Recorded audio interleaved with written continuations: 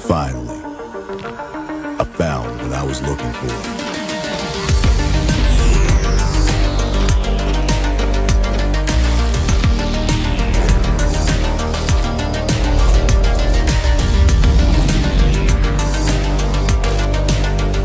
Now that my search is over, it's gonna be a tough choice. But fortunately, no need to choose when you can just have them all. Buy and sell skins on bitskins.com. Your one-stop shop for all CSGO skins.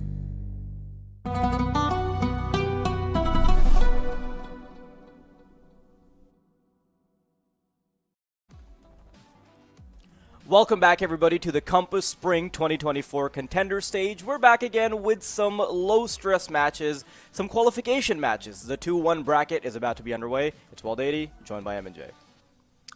Yeah, we've actually got quite a cool little storyline today, right? Because we're in the 2-1 spot. This is where we like to be. No sad stories, right? Nobody gets knocked out if they lose.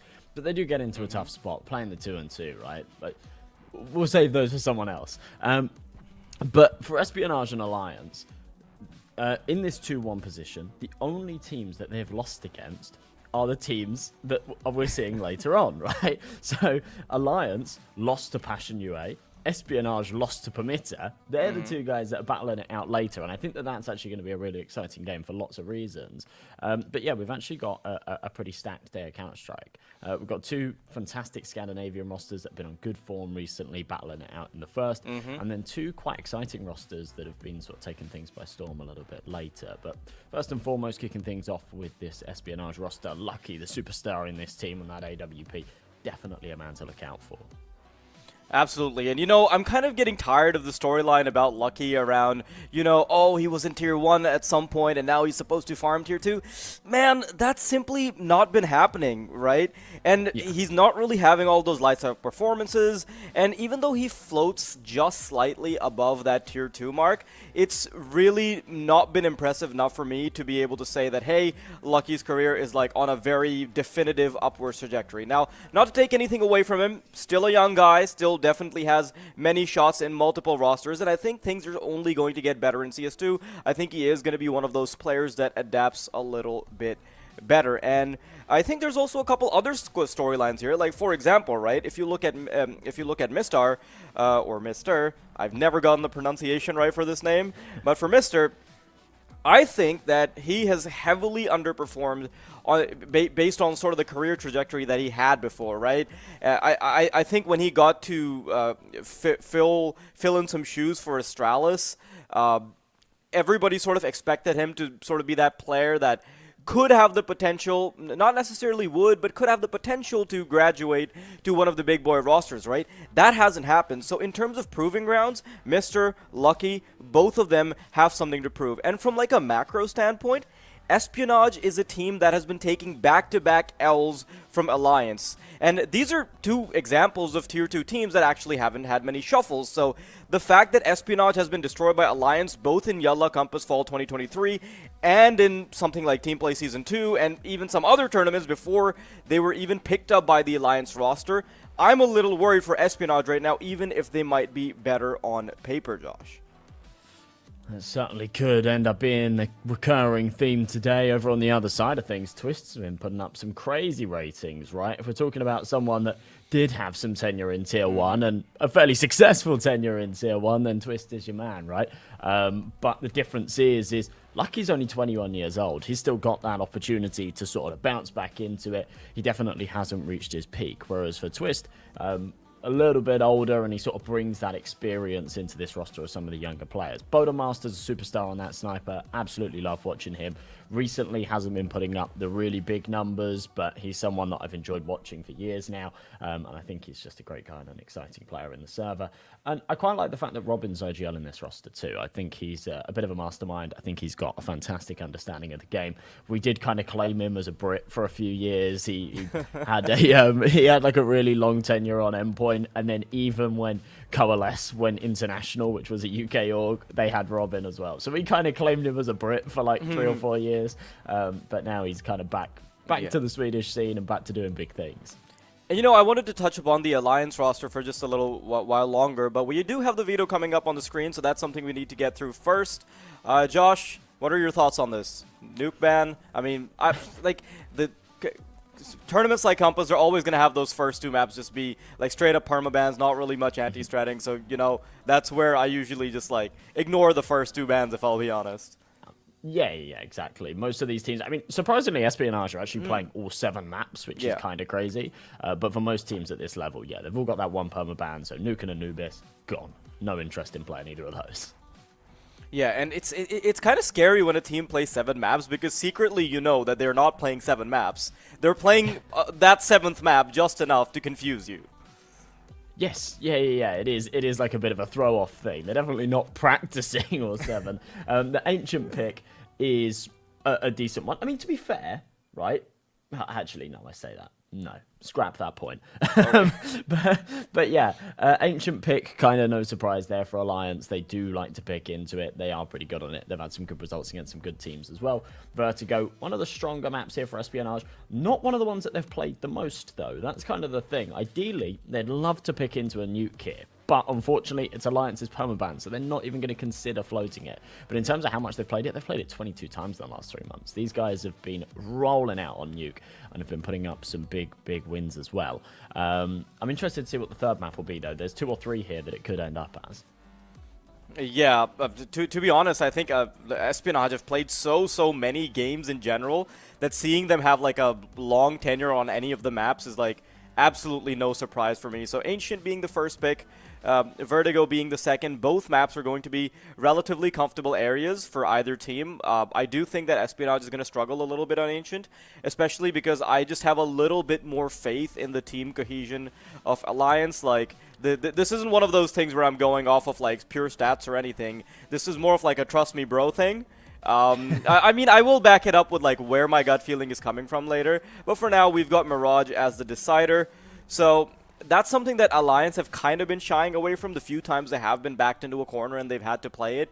They've performed reasonably well, but it's not been recent enough. So in terms of officials and practice and officials, it's not been great. And I don't think that Alliance wants to be the team that wants to go to the third map, but based on the fact that the second map is Vertigo, yeah, I think they might have to.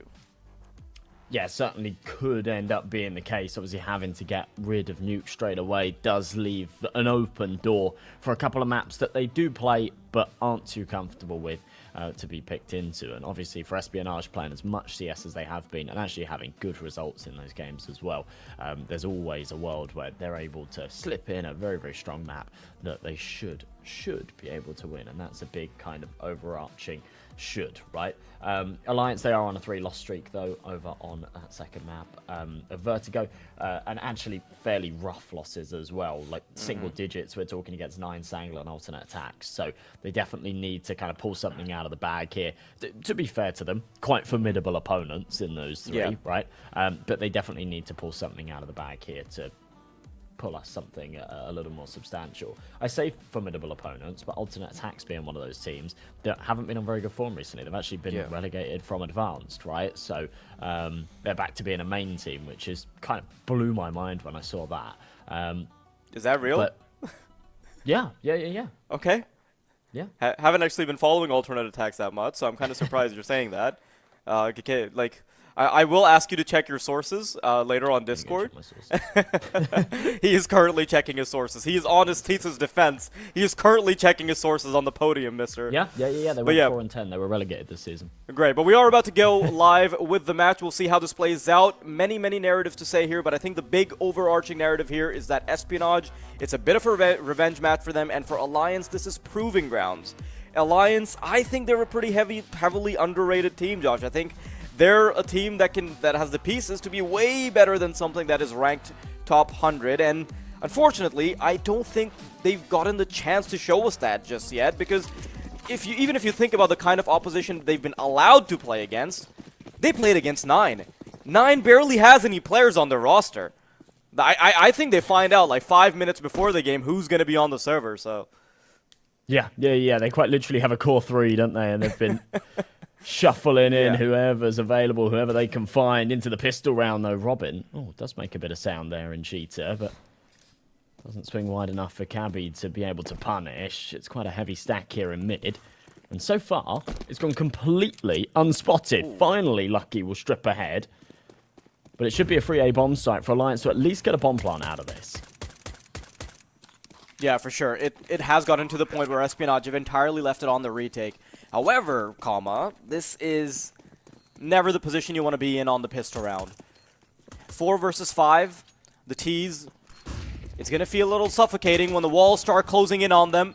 2 players coming in from Temple, 3 from CT.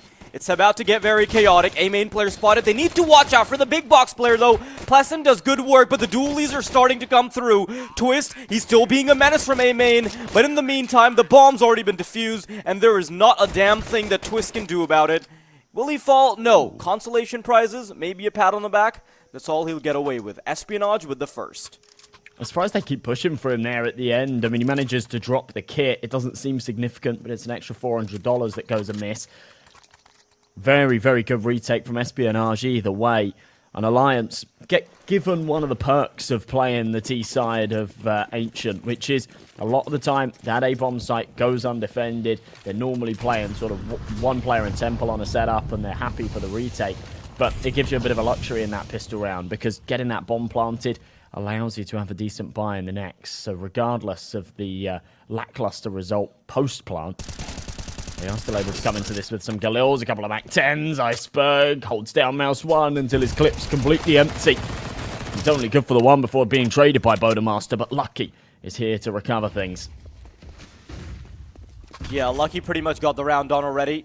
But it's actually come into a pretty salvageable spot for the T's. Bodenmaster with the M4 recovered. Oh no, they're starting to chase him down. They're fully tunnel visioned on the man, and they will take one casualty for the price of having him off of the server. I think Robin might be able to get a freebie here. No, Mister just turns the corner as he's about to get shot at. And there's a second player behind Big Box, so for Robin to permeate through this these A-main halls, I think that's an exercise in futility. 50 seconds to go, though, and I think he can still make something happen. Could just narrowly wait for the smoke. It's kind of a waiting game now, huh? Yeah, he's got to try and do something. He can't just sit behind the smoke the whole time, so faking the runaway does entertain the idea for Mister that he could be coming from Donut instead. But enough time's passed now, he knows exactly what's up. Robin. Going to be a difficult task to cross here. Does get the timing at least, but so many positions to clear. Spots the CT man, knows that Mister's got to be in Donut. Actually has an opportunity to isolate this duel, but he knows he hasn't got time. Mister plays it to perfection, and there it is, 2-0. It's a real shame there, because when all three tunnel visioned on Boden's position, if Robin was in a better spot there, he could have really capitalized on that, right? If he was closer to main, he could have peeked out, he could have found himself a couple of free kills. But because he was on that lurk on the other side of the map, Boden's under super heavy fire, right? We see it right there. Yeah. All three of them are charging him down, and Robin is nowhere to be seen and in no position to support. Yeah, to be honest, it kind of begs the question why he's not rotating in earlier from A-main when he knows that Bodenmaster will most likely be isolated and he needs to be in position for the crossfire, but that's a round that is now in the past. Espionage already with 2 rounds, and I think they might be able to add another one to the tally as they are up against pistols. Mom just waiting outside B doors. It's going to be yet another waiting game as the smoke starts to bloom. Cabby, significant chunks of map control already fully established by the CT side. Don't really have to move a muscle anymore, except when they have to press mouse 1 as they start moving through the doors. Lucky being the only one that's kind of on an island. I think he could get picked off here, but based on the way Alliance have distributed their resources, trying to isolate him with more than one player is simply not going to be possible. Minute on the clock, and I think Cabby is about to have a bit of a party here soon. Yeah, he's looking to farm, right? MP9, 30 bullets, 5 targets, but doesn't take any of them. Robin, what? Where does that come from? He just gets a double. Avid follows up with the Tech 9, and all of a sudden, they've got a man advantage. They've got 2 rifles. In fact, no, 1 rifle. They didn't even bother picking up the MP9, but it just doesn't matter. They're still getting it done. This could be an eco round win unless Lucky can clutch it. Yeah, they've got 2 M4s, and they've got such good positions. Lucky, he has no idea where that second player is, expecting the Cubby player, but Avid is too fast for him. Alliance with an eco round pocket win. Wow, they played that well in the 2 versus 1 as well. Just a nice little bait and switch setup as soon as Twist takes that early contact. Avid's there to swing and support. And Alliance just pull around out of absolutely nowhere. And it's really on the merit of Robin's double entry there with the P250, right? I think everybody expects him as the entry to just fall, and he doesn't. He gives us a lot more than we expect. Double MP9s, pistols in play here for Espionage. Of course, it's going to be a force buy, but it's one without a lot of weight behind it. Round number 2 was not breezy for them. They ended up taking 3 casualties. The reinvestments were expensive. And now they really are strapped for cash against a heavy buy, but looking to give Alliance a taste of their own medicine. And a fair bit of map control gained early on with the deep smokes. Yeah, problem is that Alliance are very comfortable with just playing this into a slow default, waiting for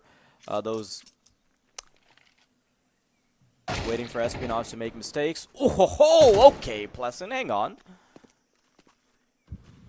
Was that a shot on the first shoulder peak? That was beautiful. Couple more of those, please. Mm-hmm. Gotta add some to the highlight reel. If it's as quick as that, frankly, it doesn't matter what gun you're up against. Bit of a stack in place here towards B. That does appear to be the final destination of Alliance, with that bomb still dropped behind Cube. Mister takes a bit of contact. Oh. Yeah, that's just janitorial work happening here. Oh, I think Mister. His position's given up by the audio cue from the nade, and Pleasant eventually puts him down. So Not too shabby to just get 1 for 1, but the rest of his team wasn't able to do any dents, do any damage. Do any dents? No, make any dents. Got to fall back onto the hey guys, English isn't my first language card when it pretty much is, because I did like learn English in primary school. So yeah, just flexing your excuses. I can't make that one. Your excuse is that you're banned from taking Mensa tests because you just throw off the distribution curve. They're just looking at it like minus 135. Like, did he eat the exam? Believe it or not for us, and you won't believe this, and I'll send you a picture. I have a Mensa certificate. How crazy is that? You wouldn't believe it, would you? No, I believe you. I know you're very smart, which makes me so sad. Which makes it even crazier that I'm an idiot. Yeah. Like, you can have the best computer in the world, but with no software... That's my brain. Oh, it's getting a little dicey here, though. Quez, 2 very important USP kills, and that allows for them to recover a couple weapons as well. In the meantime, though, A bomb site is already up for grabs. The problem is, it's going to be against 5 players, so even though they're not going to have a lot of defense coming up against them because of the lack of armor, the numbers can still be overwhelming. We'll see if it works, though. Twist, he can very easily be isolated because he's that far forward, and before Pleasant peeks out, a couple shots could definitely be fired. No, Avid, you're being risky. There they come. Here from A main, and now the CT players will also start to engage. Pleasant, though, is clean with it. 2 players coming through. And now, already having made their way onto the bomb site, Mr. trying to get closer, but it's going to be hard to get these duels. Mr. he starts to hold on to it, gets off of the bomb, and realizes he simply doesn't have the time necessary to stick it all the way through. Espionage, lots of damage done, but Pleasant saves the day. Actually fairly smart stuff there from Mr. because even when he got on the bomb, he did actually have enough time to defuse it, but was very aware that there's no way Pleasant lets him get away with that. So falling away with an M4 and 4 kills is very, very good. These eco rounds looking scary though, and it's just a testament of the individuals.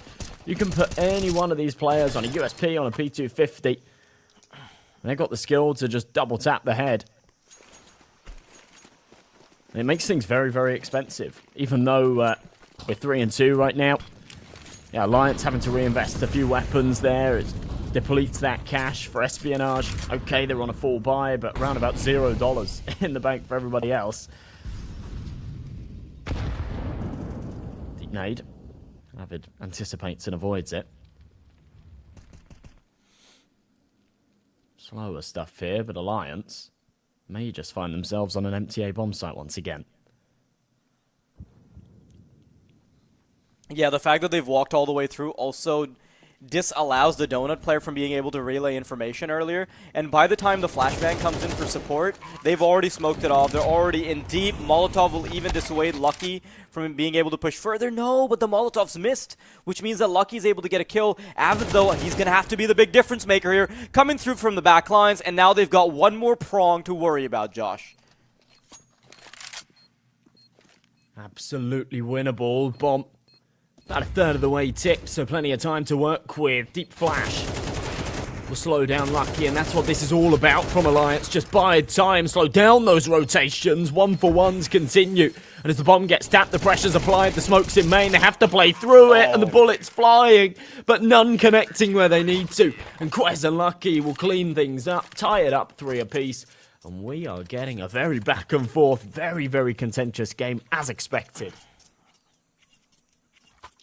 Yeah, I think just I'm not going to say the stakes just yet because this isn't an elimination match, but there are some personal stakes at hand here. Like, sure, the qualification immediately is great, not having to go down to the do-or-die bracket, but Espionage, you know, like I mentioned, they've been taking back-to-back L's from Alliance. Like, even before they were picked up by the Alliance brand, they were still losing, like, all the way back in 2023, which kind of seems weird now, like, saying all the way back in, because I now realize that we're, like, already into the 3rd month of 2024. Starting to feel old. Yeah, I don't know where that time's gone. Yeah. Well, it is going to be another buy round. The fact that Alliance keep slipping bomb plants is bringing them some extra cash that they wouldn't otherwise have. 4 AKs and an AWP on Bowden, a sniper unlucky for the other side as well, so should be a good little battle between these two behemoths on the snipers.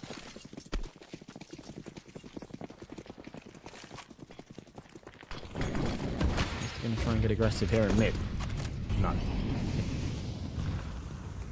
Oh, maybe a little bit actually.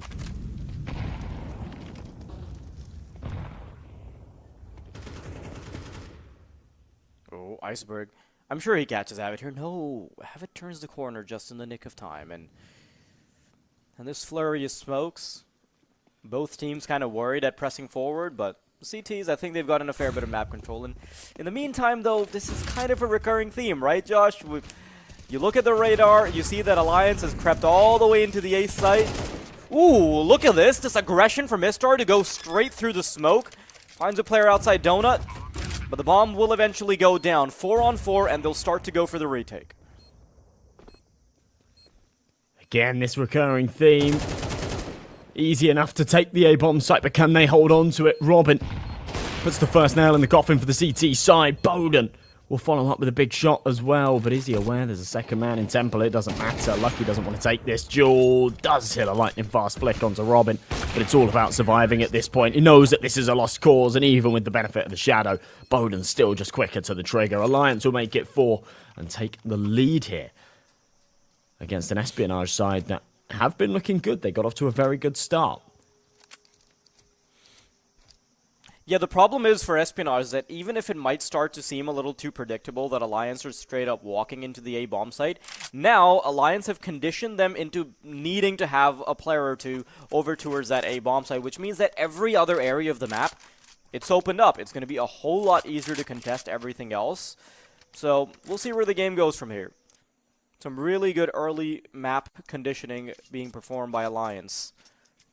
And Espionage, before they can even start to wrap their heads around the game plan of Alliance, they'll already be on 5 rounds because I really don't think these pistols are going to be able to do anything much.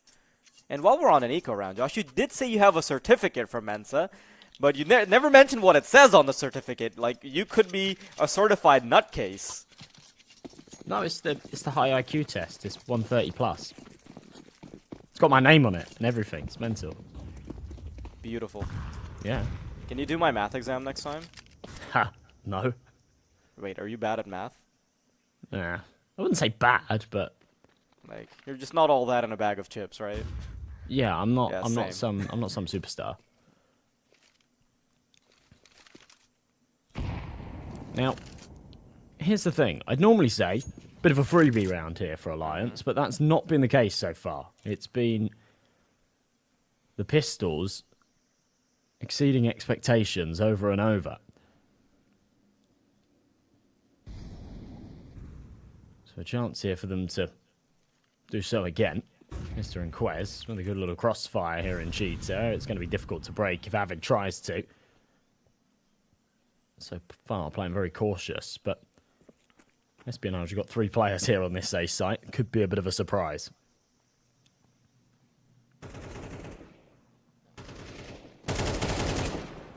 Yeah, no, not a lot Iceberg can do with 2 players creeping into him. Question, mister.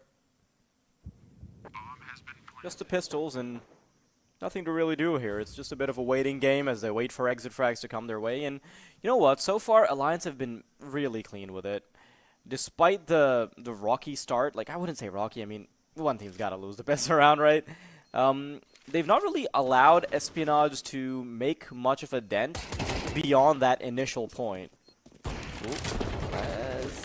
Oh, bullets coming right behind him, and they're just going to try and run him down. Quez, bit of a firing gallery for him, but he's only able to whack 1 mole before he goes down.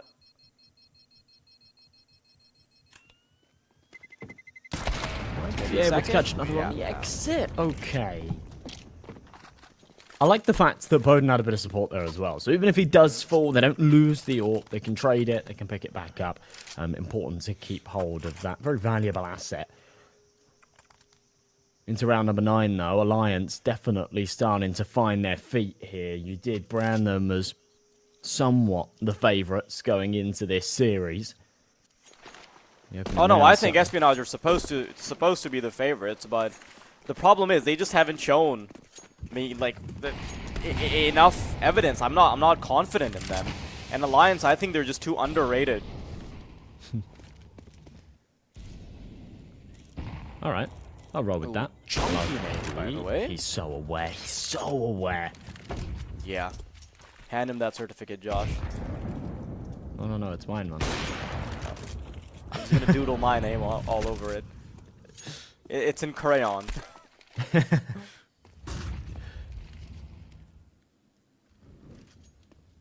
Avid. We'll take the cave control with his teammates. Molotov just confirms that no one can swing in from the site. Allows him to clear those corners without any fear. Spots the barrel, focuses on it a little too much, and Cabby pop flashed in. A double kill. It's absolutely gorgeous. And Espionage finally biting back. A brilliant early entry from Lucky, anticipating the boost. And from there, it's been all downhill for the Swedes.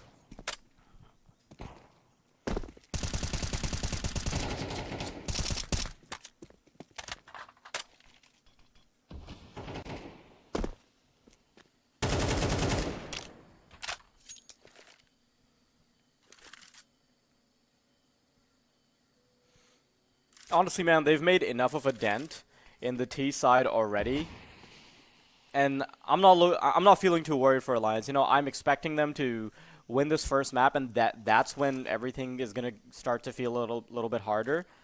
But so far, they've ticked all the boxes for me. A round here and there from Espionage being picked up is probably nothing to rock Alliance, in my opinion. And by the time they get to the CT side, we're gonna see a much more formidable foe. So I honestly think that if Alliance drop this map to Espionage, like straight off the bat, a map that they're heavily favored to win, then it's an Espionage 2-0. But I just don't think that's going to happen.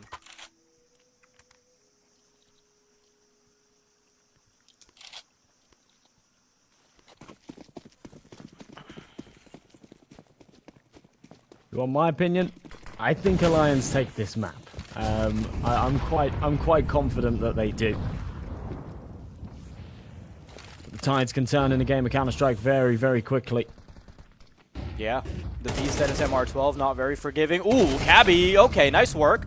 Even follows it up with a second, but no, it's Mr. that has to pick up the pieces as Robin will put Cabby 6 feet under. In the meantime, though, this is Alliance's bread and butter. They usually like sneaking up into A, but this time around they've got contingencies in place. They've got a player Donut. They've got a player playing on the back of the big box, making sure that no transgressions will be made onto the A bomb site without the knowledge and vision of the Espionage players. But in the meantime, Bodenmaster, he's reeling the numbers back in. 3-on-3, now the A defense will be significantly weakened, which potentially allows them to maybe go for a re-aggression. Now, they have been gently but firmly asked to back off with the bullets coming their way on A before.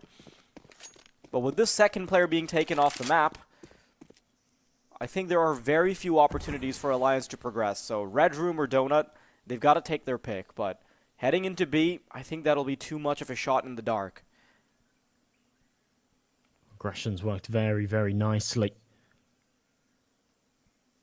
for the CT side in previous rounds here towards the B ramp. Lucky posted on a perfect angle. I don't think Blessen's going to expect him on it. Yeah, it's a brilliant little off angle. Lucky repositions, make sure that Bowden can't pre-aim, can't pre-fire, and will double up to close up this scoreline 5 apiece. There's no money here for Alliance either. Not only have they not won those last couple of rounds, but without the bomb plants as well. Just puts them shy of an investment potential.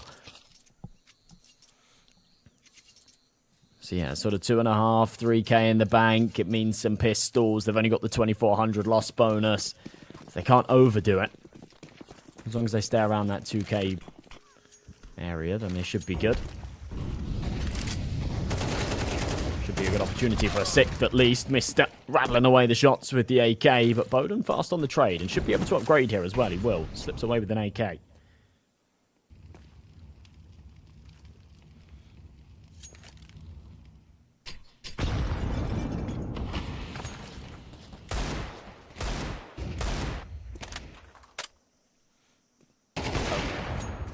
trying to push through into A.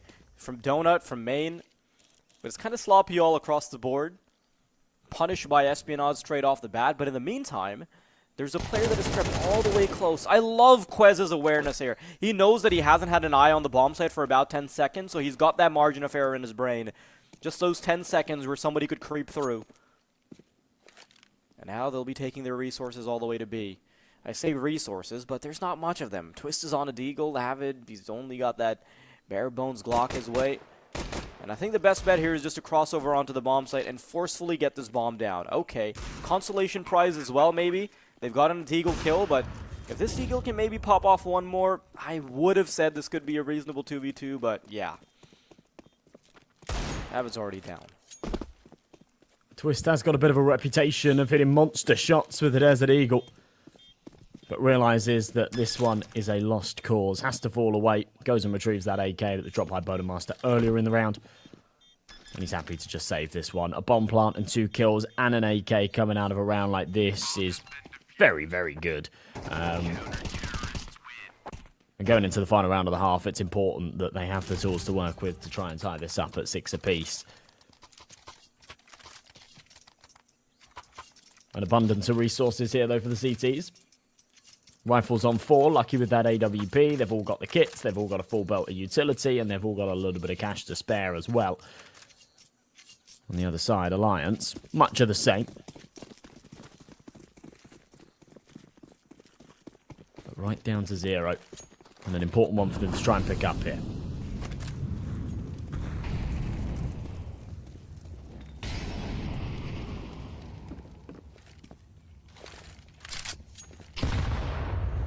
Quite a bit of space being granted by Mistar. Iceberg and him doubling it up to take full control of the B lanes. And now it's just been an all Espionage show. A 7th guaranteed, and Bodemaster just wondering where the hell his team even went. Looks around himself, just sees a battlefield of bodies. Got the AWP and 2 players on the opposing side that are quite low now. It's not the ideal weapon for this case, and I don't think Lucky will allow him to move past. So 7-5, Espionage, a really good start on Ancient, all things considered. I think Alliance really started to pressure them. They have made a bit of a resurgence, if anything. It was pretty much since I said it as well, wasn't it? I said I think Alliance have got this map, and then Espionage started pulling it back. Caster's Curse to full effect. Into the second half pistol, though, it's worth quite a lot here for Alliance in the context of a potential comeback and score closer before things get out of hand. We were talking about MR12 before. It puts Espionage only 6 away from the finish line after a fairly bog-standard first half. Iceberg, no surprise, the man with the util. He's got that smoke and 2 flashes. Glocks all round, so no upgraded firepower. Has been Bowden has been dropped the jewelies. He can be quite scary with them, but these Glocks doing mega damage.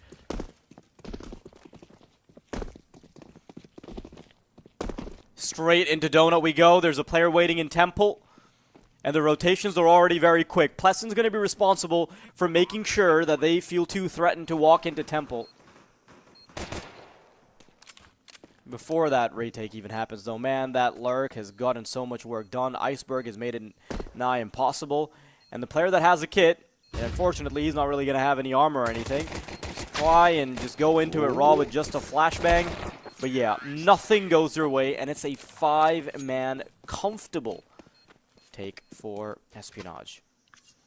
Always so tricky to hit the heads with those USPs when the Glocks are just jiggling left and right. Your target, so much harder to hit.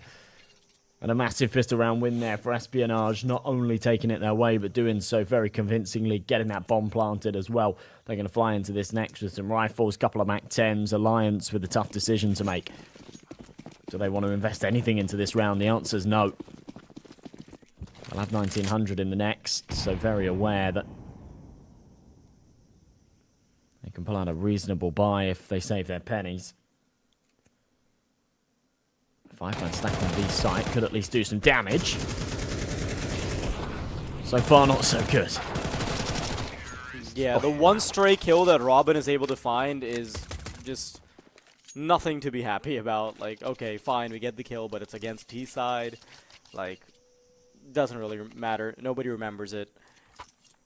But yeah, Espionage are already on the cusp of potentially getting double digits here, and weapons are going to be brought out by Alliance for one last hurrah before those double digits do ping up on the scoreboard, so perhaps we see that being put to rest. And remember, that's kind of how the first half started as well, where Alliance, you know, they struggled with the pistol round, and then they were able to have a bit of a mini comeback until Espionage eventually turned things around. So are we going to see a theme like that? We might. Kind of rough. Alliance lost both pistol rounds in the conversions, so. Yeah, it's always very, very difficult to take control of a game when you lose those early pistol rounds in conversions. Alliance did get a little bit lucky in that first half in that they won the third round off of the back of an eco. Normally, you end up with a 3-round deficit on both sides if you do lose that pistol in conversion. M4s, but not a lot behind it. Alliance really prioritising the firepower here. Avid's got that MP9 to go hand for hand against Iceberg if needed. Just in a good position. Does get the angle. Does find the kill. Takes a lot of damage in the process, but Robin picks up another elsewhere. So a 2-man advantage. An important time for it for Alliance. Yeah, that was a really important collection from Twist as well, just to make sure that nobody's allowed to transgress through Donut. Bodenmaster, in the meantime, he's doing some exploration. He even gets a bomb off of them single-handedly. That's the 1v2 that they lose right there. And Mister, I think he wants to try and pick up the pieces. He might even get another player off with the nade. No, Twist narrowly avoids his death. And Alliance on a 6th.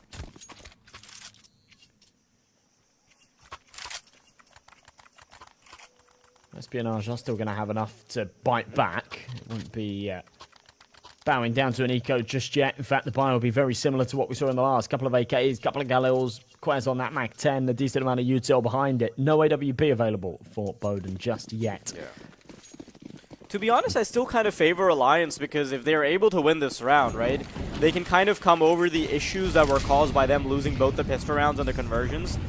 And I think that is mostly just a cosmetic hurdle as long as it doesn't get to them. We're seeing a 9-6 scoreline that is severely fluffed up by the scores from the pistol and conversions, but in MR12, it's not just fluff. It actually does lead to wins and losses. It's sort of proof in the pudding that when the big guns are out, they are the better team. Cabby, though, that's a really good first collection from him. Early into the round, Alliance already feeling quite threatened, and they want to explore a little bit, make sure they can find something individually. Cabby, he eats the nade, but before he will be spotted, before any refrags will be made, he swings out twice with his info fully known, and he gets 2. Twist and Bodenmaster, now they're scratching their heads. They're wondering what the hell happened. Twist is starting to miss shots, and he tries to keep them at bay as far as Donut's concerned, but nothing will be done. Bodenmaster comes through. The smoke blooms before he can find vision and the kill on the second player. And he will be traced by Iceberg through the wall, who's waiting for him to turn the corner, and that'll be it. A nail in the coffin, another one for Alliance as Espionage get onto the 10th. That is all because they underestimated Cabby there. First kill he finds, okay, fine, reasonable. The second they knew he was behind that box. They took the fights individually, they threw the nade thinking, okay, yeah, that's going to flush him out, or at least do some damage. He swings out wide, picks off the head, third man tries it again, and Cabby's just too crisp. To be honest, it was just one of those rounds where you could see like the Super Saiyan aura around him, because he starts the round with such a crispy shot into Cheetah. Going to be a mostly A play from Espionage, though. Cabby, again, doesn't even need any help. All the way on the other side of the map. He's individually holding down the line. He's already gotten 3. And Espionage, they know that the work's already been done for them. And you know, I like thinking about pistol rounds and conversions as sort of a Pyrrhic victory if the enemy team is a lot better than you. But when the games are close enough, they can really turn the tides. And I also kind of don't want to take any credit away from Espionage here, because even if you discount those rounds, that is, like, even if you make those equal, right, I think Espionage has just been looking better on the gun rounds, if anything. And I think the T side is looking way cleaner than what we saw from Alliance, especially early on. Of course, it's just against pistols here, but a huge confidence booster for Cabby. He'd had a reasonably slow start to the game. And in back-to-back rounds now, he's found himself a three-piece. Might get taken out by Robin. No, in fact, Cabby's going to make it 4. Climbing the ladder, climbing that scoreboard, and putting Espionage onto 11. 2 away from closing this out. Alliance just about enough money to muster an investment here, but this is going to be a bit of a last hurrah. They lose this round, they'll have $2,900 in the bank. Espionage will be on map point, and they'll have 6 chances to close it. And I'm not surprised they call a tactical pause here, because they need to talk this over. They need to make sure that they know exactly what they're doing and they don't make any mistakes here.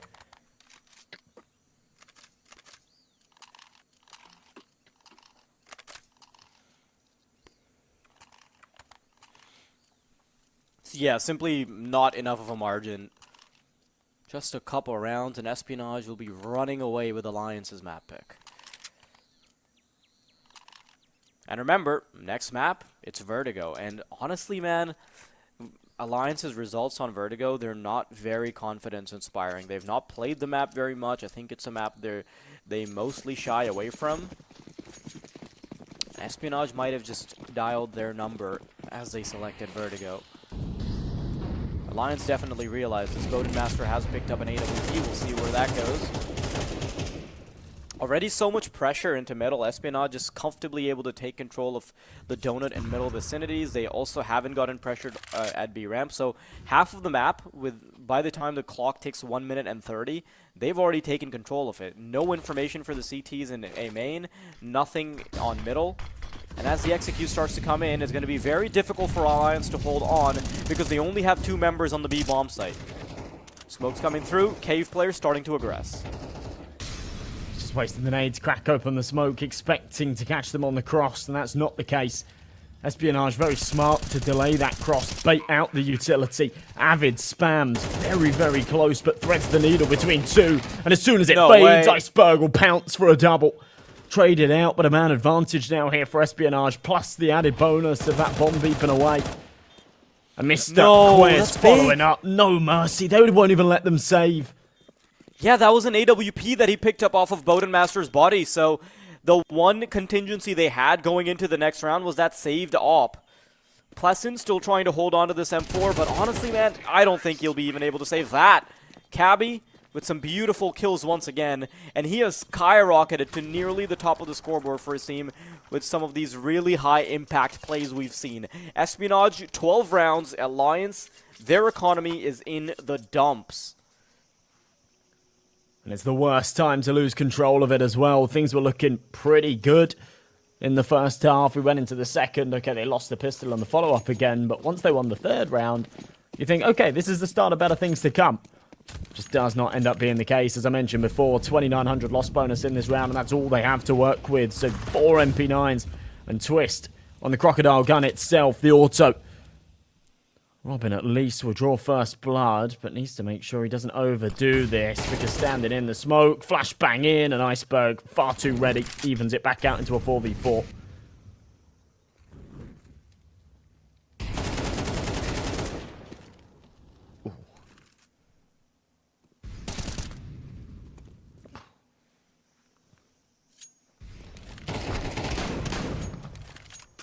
Yeah, everything's just falling apart. Espionage, they've already ran away with it, Josh. This first map, Alliance would need a ridiculous 2v3 retake to get it done. Information's fully given up. MP9 starting to come through from Cave.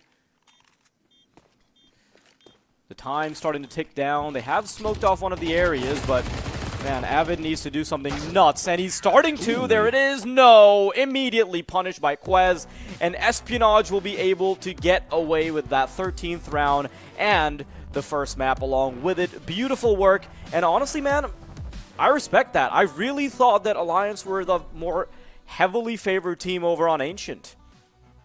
Yeah, and you can't even say that it was just a result of Espionage winning back-to-back pistol rounds as well, because they kind of showed us that that wasn't the case. They proved it in a couple of those buy rounds. I think Cabby's resurgence in towards the later stages of that second half as well was a huge catalyst into them being able to close it. The 3K that he found in the buy round, and then just following up and snowballing with the multi-kills, he was absolutely stellar. And yeah, I mean, hats off to Espionage. That's a massive, massive map win. Yeah, and honestly, man, I'm not really sure what I'm expecting in that second map, right? It's going to be really tough. I think Alliance, their number has really been dialed in. And yeah, I think Espionage, they're starting to be a lot more favored. Now, we will be back with the second game very soon, but before that, we've got a fantastic giveaway coming for you right here on Compass. I'm going to ask production to quickly roll the graphic. This is a Compass X Big collab jersey coming through. It's got the signatures, it's got everything going on, it's got the sponsors, so you can feel like a real pro player while you're watching the real pros. Josh, your thoughts? I would really like this. I'm a big signed jersey collector. This is super cool and an awesome opportunity for you to go esports merchandise signed by the pros themselves. So yeah, do go check out the socials and make sure you enter. Yes, remember guys, if you want to go ahead and participate in any of these giveaways that we're hosting, and by the way, just a little secret for you guys, since there's not a lot of followers right now, the chances of you winning are actually quite high, so you probably want to be the first ones to be there. The socials are all down there. You've got the Insta, you've got the Twitch, you've got the Twitter, now known as X. Compass_CS2 is what you need to type into your browser. Go ahead and check out all the nitty-gritty details in the posts we've put up. So we'll be right back after a short break. We'll see how Alliance do in map number 2.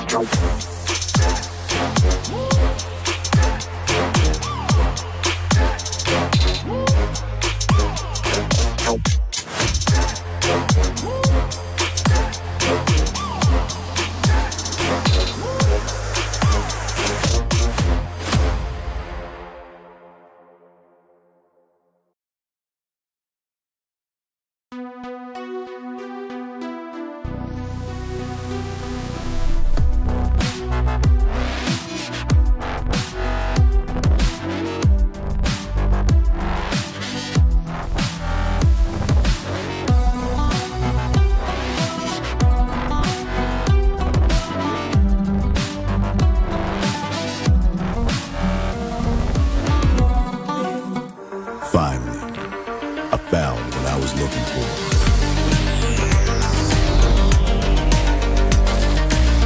Now that my search is over, it's gonna be a tough choice. But fortunately, no need to choose. When you can just have them all. Buy and sell skins on bitskins.com.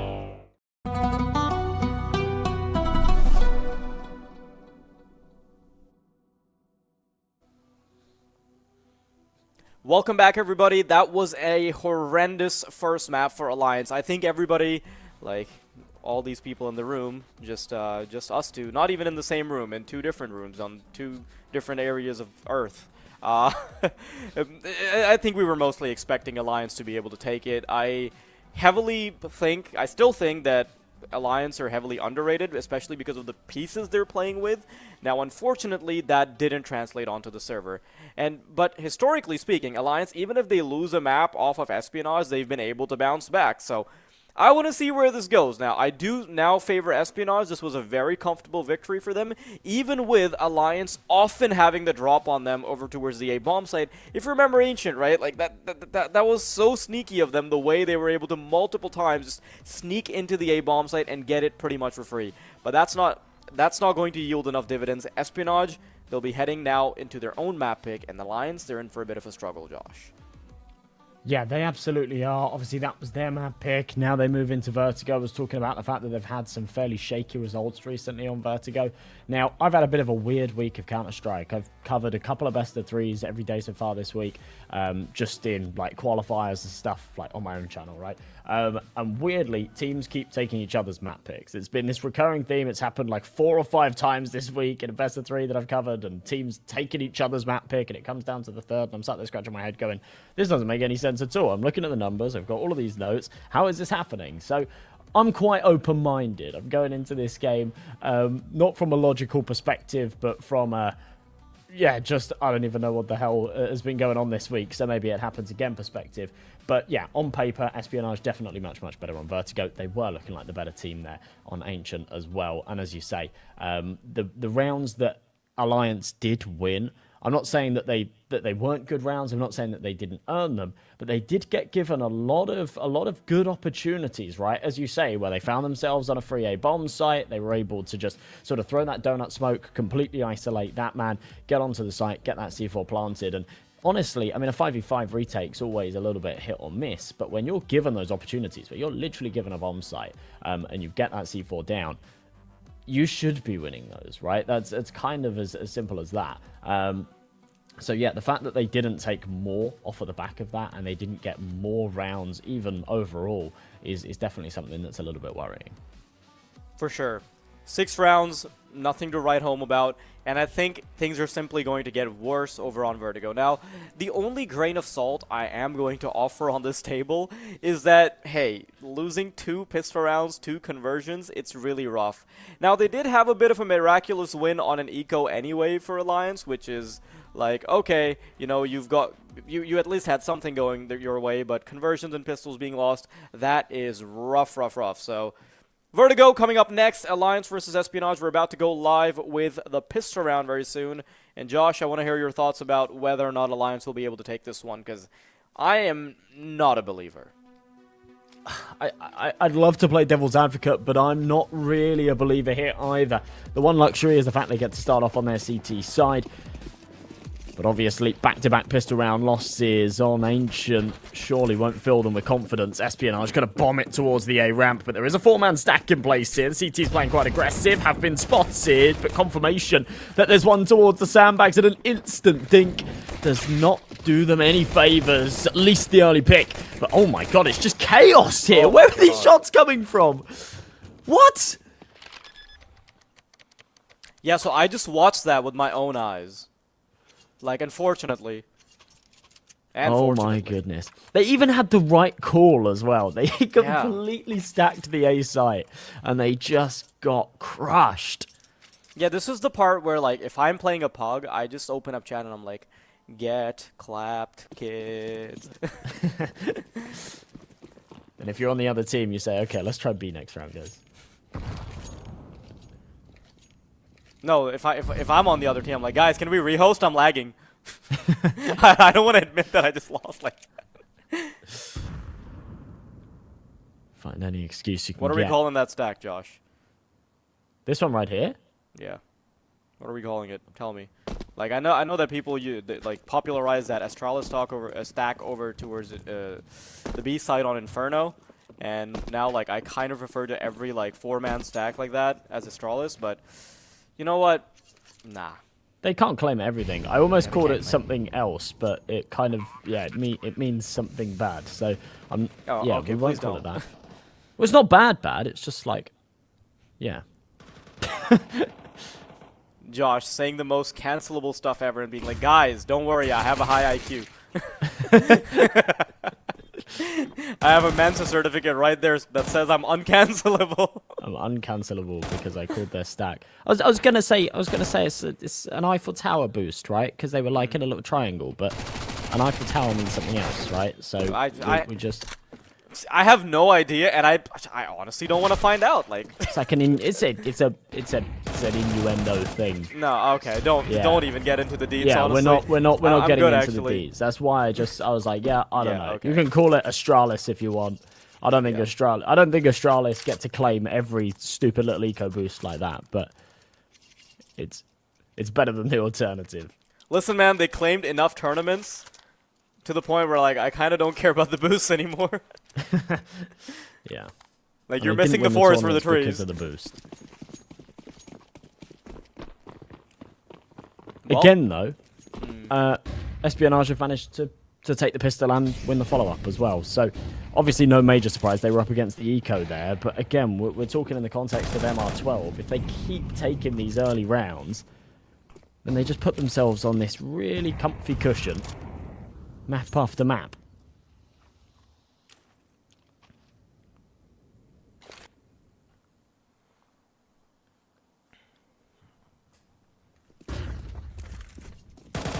Here it comes. Mr. First man in. And ooh, they're not going to check for Robin at all. He's going to be mollied out, though. Should be overwhelmed very soon. Doesn't even get to fire off a shot as he's escaping his demise. Bodenmaster, though, he's already on the case. He's on the cross, and he is on the trigger. Lucky, in the meantime, has done enough damage for him to now start backing off. Cabby is the one he'll be joining very soon. And now, Pleasant and Bodenmaster, they've got a choice to make. What bomb site are they immediately going to direct their attention towards? Bodenmaster slowly coming all the way back, creeping down the ladder, and he will be able to find some good timing potentially.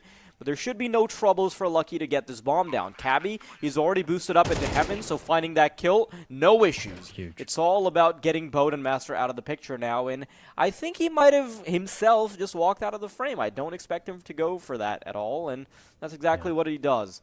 That AWP folded and put into a backpack. The issue is he just doesn't really have the right weapon there at all. Yeah. And on that flank, if he's got a rifle, you can say, look, if I walk into both of them and they've got their backs turned, they're not anticipating me to be on such a good timing, I can take both. But with that sniper, you don't have that same luxury. So he's just going to back off. He'll carry it into the next. That's going to allow Espionage a third. A decent defense there on the B site, but just really, really well played from the Danes. Not only to find those trades, but to know when it's time to reel it in. Route your efforts elsewhere. Robin had a brilliant position behind the pillar, and the thing is with it is if it goes unchecked, then it's fantastic. And if you kind of hold your nerve and you play the trigger discipline, you wait for them to go for the plant, sometimes you can find a couple. For him, he knew that there were reinforcements coming his way. He wanted to pull the trigger for the first, but the second he did, it was tunnel vision right onto his location. They mollied him out and took care of him before he could even fire off another shot. A low buy here for Alliance around that safe sniper. A chance to still do some damage, but on paper, this should be a fourth for Espionage.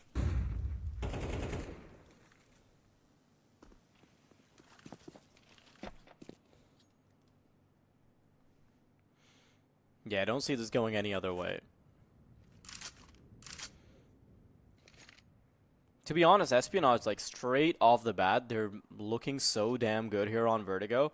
And I kind of didn't want to give them credit early on because I thought, like, hey, those pistol shots, they're not replicable. They're sort of a one-off deal, but 3 rounds in a row now. Let's see. Oh, no. Oh, no. Robin, he can do some really good damage. Twist is becoming such a menace.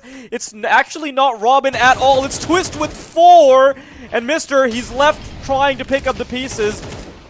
The man that got it all started has already fallen, and even with Twist's 4 kills, it still comes down to the one-on-one. Bodenmaster, he's wondering where he needs to be. Bomb still needs to be picked up by Mistar, and he'll just be playing the waiting game. The bomb right over towards sandbags. He's a little worried. He doesn't want to walk into the crosshairs of the final player, and based on the fact that Bodenmaster saved his AWP in the previous round, he knows that that final player will be wielding the sniper rifle. Slowly starts to get control of the bomb site. Numbers quickly being tippity-tabbed. Bodenmaster, though, on the angle. What started with Twist will end with Bodenmaster, and that is the first round in a very, very miraculous fashion from Alliance. I love the confidence on Boden there as well. Plays the 50-50, knows that he's going to peek to the left-hand side, and well, he's very, very confident with the shot, isn't he? At that kind of range, it's not so easy. I can't believe that it's not the MP9 that gets away with it there. It's the MP9 sponging him up a little bit for Twist to pick himself up a monster 4K. Boden just staying scoped in the whole time as well, so doesn't give off the sound cue. Unexpected. Very, By the way, fast. this is just reminiscent of what we saw in Ancient. The bounce back from Alliance started off the back of an eco. Now, it wasn't fully converted into a map win, or even, to be honest, a decent scoreline at all. But at least it's a start. I'm happy about that. Could be a step in the right direction. Off of the back of it, Twists is going to spam right through that wood. Find himself a little freebie. Flash into the stairs. And Avid is not bothered. Doesn't even fall away off of it. He'll hold his advanced angle.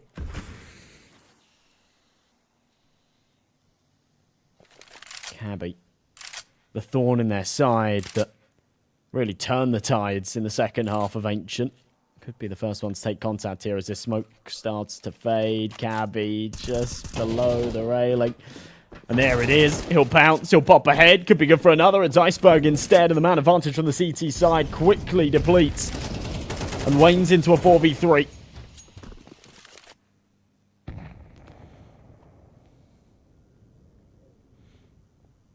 Man, this must be so disappointing for Twist at the start, because he opens it up with a very, very convincing kill that goes completely untraded. And then beyond that point, they don't get a solitary kill. Espionage already comfortable on the 4th as Avid is looking to try and save this M4. Especially considering he's on the B side, right? If you Yeah. if you find the opening kill on A, you get traded, things fall apart, you shrug your shoulders. But as the B player, you catch out the lurk. Say, okay, we've got the man advantage. Let's play as if we've got the man advantage, right? Instead, Espionage just fly in, pick off the heads one by one, and bite right back. That's the big thing here. If Alliance had won this round, it could have broken that Espionage economy. We could have seen a little bit of a resurgence and a closed-up scoreline. Instead, Espionage back in the driver's seat. Alliance, okay, they've got a little bit of a loss bonus, but they're still playing on the back foot. They're still trailing by 3 rounds. They still don't really have the money to pull out the resources they could really want. Pleasant 0 and 5. Bowden hasn't got enough for that sniper.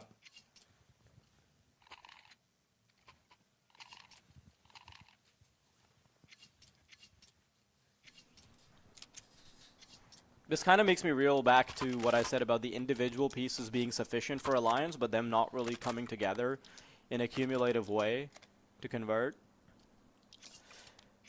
Like, you can see that Twist, you know, he's a very tenured player. He's still able to perform at such a high level. We've got so many different instances of these individuals popping off, but it's kind of sad to see all of the pieces not being able to come together like a puzzle. In fact, calling it a puzzle might be fitting, because it's hard to put them together right now.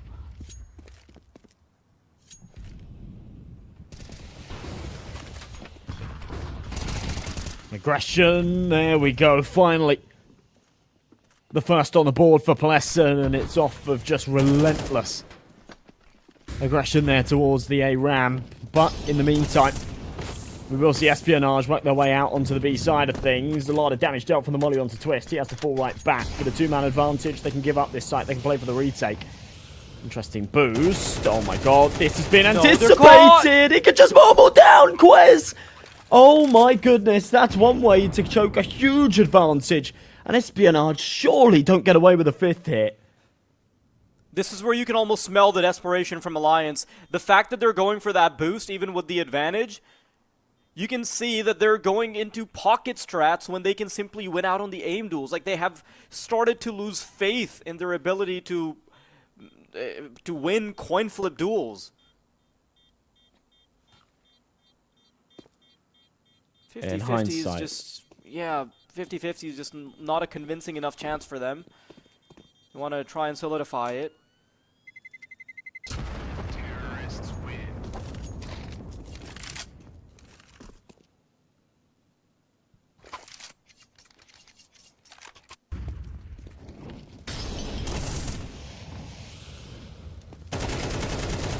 This again. I mean, they're lined up on a silver platter for Quez, but to hold his nerve and keep the spray control for all 3 is still something quite impressive.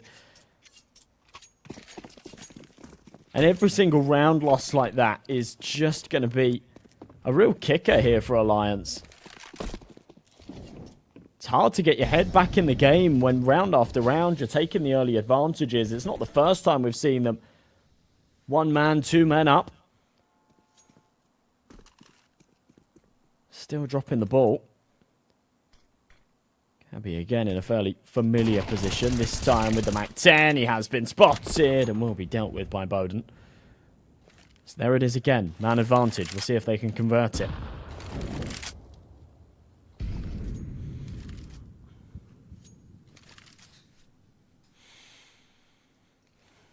Pleasant. The only man with an M4 is... Well, actually, he's got a teammate as well. Playing on a bit of an island, up close and personal. Now he's being watched on the angle, though. Lucky will be laser visioned on it, and the wide swing works, but eventually Quez and Lucky, they both survive long enough to punish them. I'm really surprised that Lucky just doesn't go down there. Avid, Twist, Robin, now tasked with the responsibility of making sure this bomb site is protected. Avid being moved out of position with the mollies, but they have so little HP, and he's got just the weapon for the job. Flash is good. Avid swings out again, and he cannot land a singular shot. Comes down to the 3-on-2, and there's still so little HP on the boys that this singular nade might be devastating. It is. Off the bomb he comes, and Twist is looking for Lucky. He's not sure where that second player is. Bomb interrupted a second time, and that is a beautiful retake being done by Alliance. Bomb actually went down. I didn't realize, but still, shouldn't matter too much. I'm surprised as well. Twist somehow landed the final shot just as that final digit was tapped in. Regardless, a better round here for Alliance at least. Nothing too bursty from Espionage, except that little double from Quez. I mean, he's still just farming, right? The second they don't have control of Twist's position, they don't know that he's still lingering behind. Things start to fall apart. 5-2, back on the AKs, but the CT stacked up finally with a decent buy behind them. 4 kits, lots of util. M4s and AWP on Bowden that's posted quite aggressive here on B. Cabby draws first blood on the A ramp. I'm very aware that there is someone around here. Does he stay patient enough to pull the trigger? That's a good little bait from Iceberg. Ooh.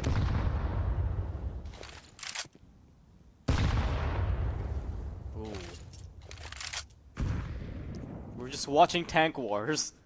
Cannonball after cannonball. Being chucked over. Espionage now slowly scaling up on the A bomb side though, but look at what they're ending up doing. Look at these plays. Crab walking. 3-man crab walk push. Gotta put the Crab Rave song on for this one. Quez does run away with his life, and I think he might be able to get more. No. Shut down immediately. Alliance. It's kind of promising how they're now starting to string together rounds. Certainly not too little too late. Quite reminiscent of what we saw in the first map, to be honest. Espionage still in the lead here, but as you say, money's not looking too good. Alliance should be able to take a 4th, and if they can close this out to be a reasonable half, could even be a 6-6 here, I think they'll be feeling fairly happy. But yeah, finally some wind in their sails. Pleasant's on the board. Things are looking decent. Avid, quite aggressive on ramp. They do need to be careful. Even though they're against the low buy, there's still some very, very formidable players with these pistols in hand. Lucky somehow doesn't take too much damage from that H2e that seemed to bounce over his head. But Mister's lost his life elsewhere. Oh, bad timing. Oh, that's rough. I'm surprised he stays on that boost after he's been spotted.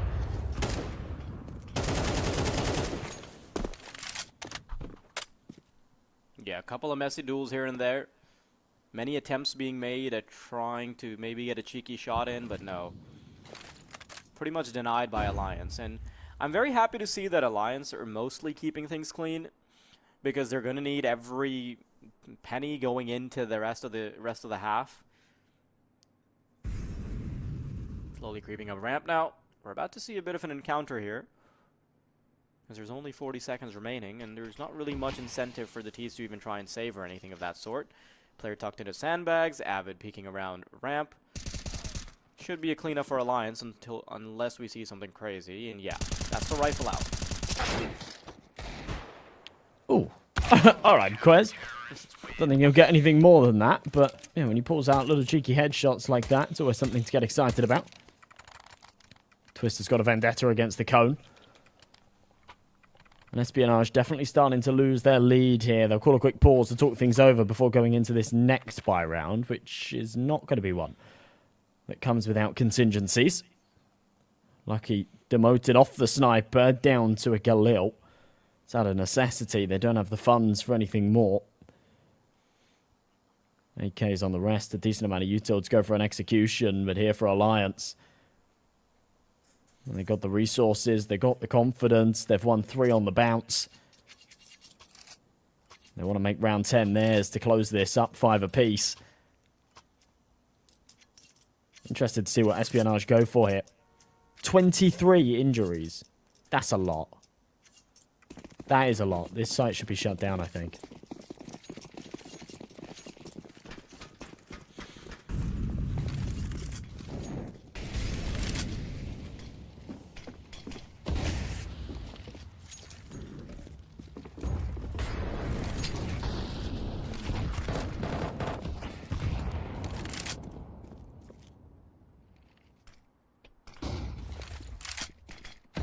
Some early aggression from Espionage. They try and poke around ramp. But there's not really going to be a commitment just yet. Iceberg will be the first one to try and take charge. He greets a nade with his teeth. A second one as well. And before they can even start to get the bomb down, they've already lost so much. Ooh, here comes the boost, but Cabby's been spotted. Immediately gets off of it. Now they're setting up a boost of their own over towards the CT side. And maybe they want to try and go for a second boost on the T side as well. Maybe to try and get info. But it's just getting too messy. The amount of time allowed for rotations is too damn high. Cabby, though, he's gotten the first. And it's a 1-for-1 trade. The full rotations having been brought in. And the CTs have a perfect read on this. They know that they're simply just trying to get the bomb down desperately. Lucky already on the case, and now the tables have been turned. The CTs are the ones that have to do the legwork now. Robin, good opener. And with Lucky and Cabby being as low as they are, this is certainly going to be a retake that goes the way of Alliance unless Espionage can do something crazy. I like this. The T's trying to play around the smoke. Lucky hiding. No, Avid will catch him. Mr. has to give up his position to try to get them off the bomb on top of the box. Beautiful work. Cabby trying to get more. He's done everything in this round, but the defuse is already on, and there it is. Despite getting almost every single kill, the CTs have come out on top with the defuse. Cabby kicking himself for not being able to find the diffuser earlier. He's done such good work there as well. Every single spray held true. The fact that he almost transferred down and actually got it done would have been marvellous. Off of the back of a bomb plant and 4 kills, they are going to have another stab at it. This time, slightly worse off than the last. 3 Galils into this round. Pleasant, aggressive peek into ramp, but doesn't spot anything worth shooting. Good util usage, at least.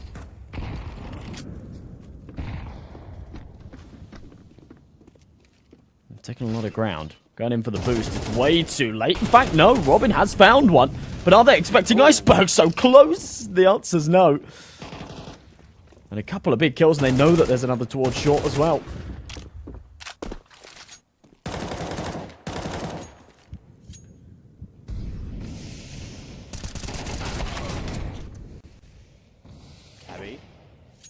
Very important opener for him as he start taking control of ramp. And Bodenmaster's got a great little molly that he's got lined up, so by the time the bomb starts to go down, he'll have info and it will buy enough time for his teammate to come through. There it is. They're off the plant. Iceberg and Cabby, they have a little two-man setup going on where they're going to try and play with the verticality aspect. Again, a second attempt at solidifying the bomb's position on the site. Twist spots one through the smoke, and ooh, Bodenmaster had to stay alive there just to maintain the numbers, if anything. But Twist has already gone round. Starting to come through from under heaven. He's going to have to get past a crossfire, though, and I think that'll be really, really hard. Cabby already on the case, and Twist, he's got his work cut out for him. Not a single peek being offered. His position is fully known, and he still needs to find the second. No, Lucky doesn't even let it get to that point. Espionage with a 6. And that's an important little turnaround. Quite a good time for it. Obviously not in the clear going into round number 12. Alliance still with plenty of cash to pull back into this. Twist down to a FAMAS. Other than that, things are looking pretty breezy.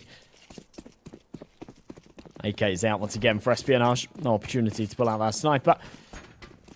But they have got the util. Stacked up with everything they could really ask for here. Deep smoke, Iceberg.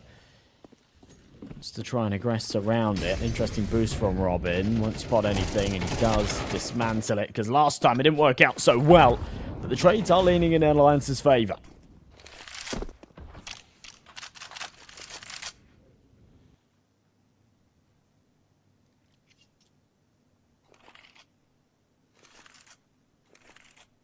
Bodenmaster posted up very aggressively. He wants to make sure that he's got his finger on the pulse. Ooh, missed shot means that the Opera will soon be threatened. And Twist has also been allowed just enough time to be able to go for the rotation. Boden posted up back on the angle. And they're slowly trying to set up a boost. Oh my god. They're just feeling the effect of CS2 movement right now. I feel you. I just sympathize with them on a personal level right now. But it's happened now. No worries. Getting ready to pop over into the bomb site. Bodenmaster holding on the anti-flash. Beautiful work. Even through the smoke, he gets it done. And Twist, he's holding the angle. He's got them on the cross from white box. And that is 6-6. So about as even as the game can be. Espionage, they've got their work cut out for them if they want to make it a 2-0. And Alliance, they've definitely afforded themselves some leg room to get into that third map. Even being down to the FAMAS there, Twist, it's just not a contingency for him at all. Doubles up to close it out. Second half pistol. Alliance could really do with this, I'm going to be honest. Right? They have gone 0 for 3 in pistol rounds so far this series. They've done a great job at recovering the half after a shaky start and pulling it back to an even 6-6 position. Now we need to see a little bit more from them. Klassen sending it up. Oh, the boost is brilliant, and Cabby draws first blood.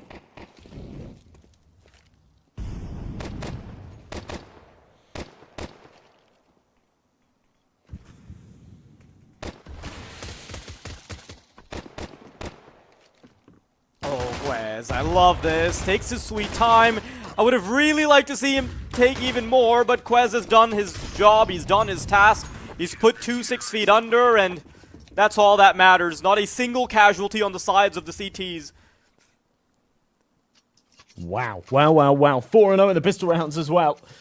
Espionage not only taking them, but taking them so convincingly. That's a flawless round. All 5 players staying alive. And truly incredible stuff.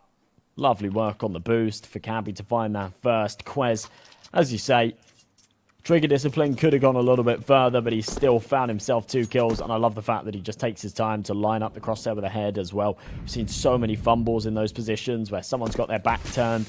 You're on a little bit of an awkward angle, you pulled the trigger too soon. End up spinning around, returning the favour. Full eco here for Alliance. Obviously no bomb plant, no kills.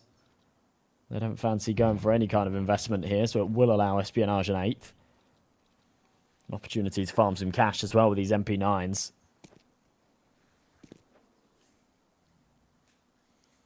I like how they both go for jump spots on both sides, and they just narrowly miss each other's timings. Iceberg and Bodenmaster. Cap tries to chase him down, though. Molly actually grants quite a bit of space to the CTs, and with just a solitary smoke now, they've got full control of ramp without really even having to dedicate many players here. So just the MP9 holding it, making sure that nobody tries and pushes through. And remember, there's only pistols on the other side, so an MP9 will be more than sufficient.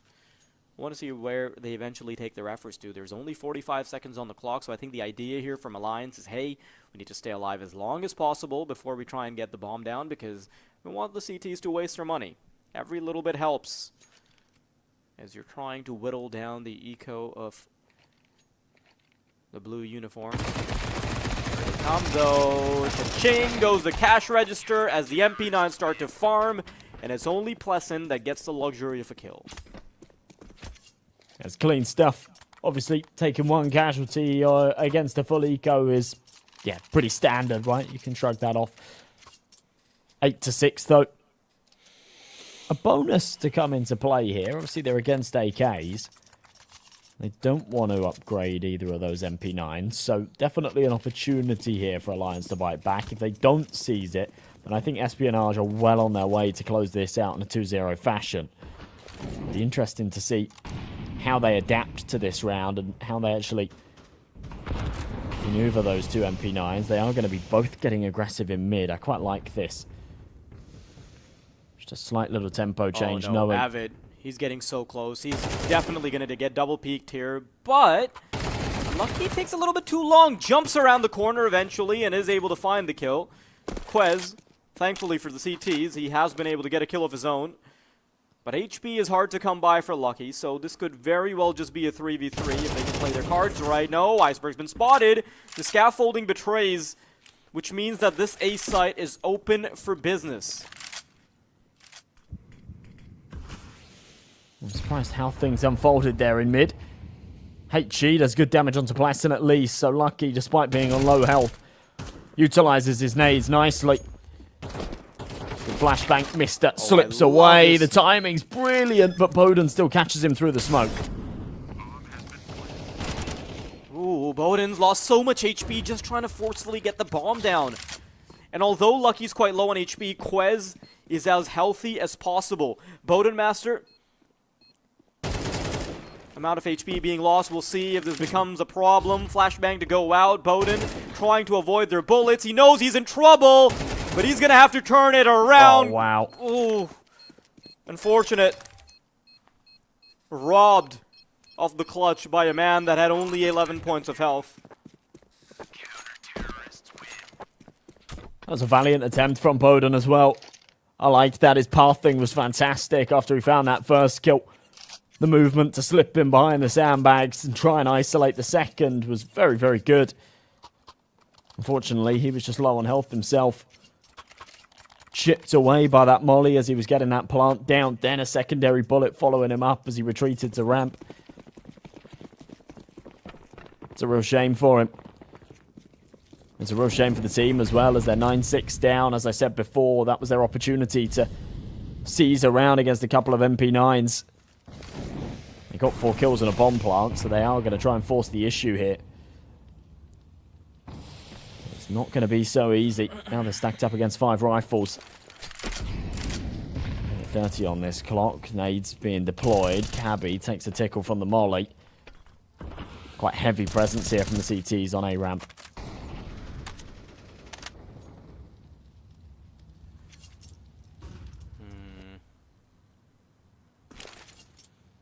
You can see that Espionage can almost taste victory now, and Alliance are slowly becoming more and more desperate. Avid, already neutralized.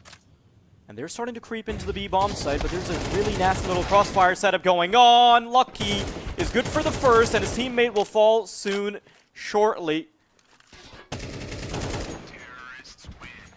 And in just the nick of time, for the blink of an eye, every single CT has fallen.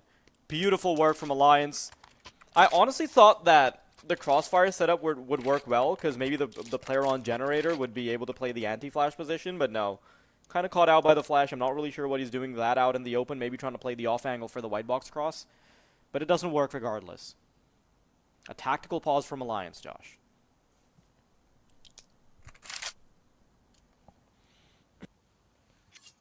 I'm trying to work out how to go about this next round. It was a very important one that they won in the last.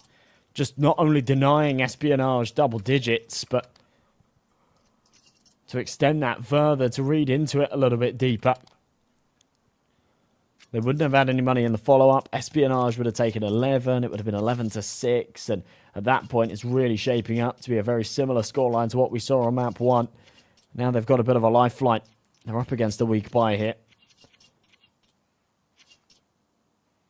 I don't want to completely count out the 5-7s. We saw what Twist was capable of in the first half. But if they can topple this, then we will more than likely see this scoreline tie up. It'll be quite the reversal of roles.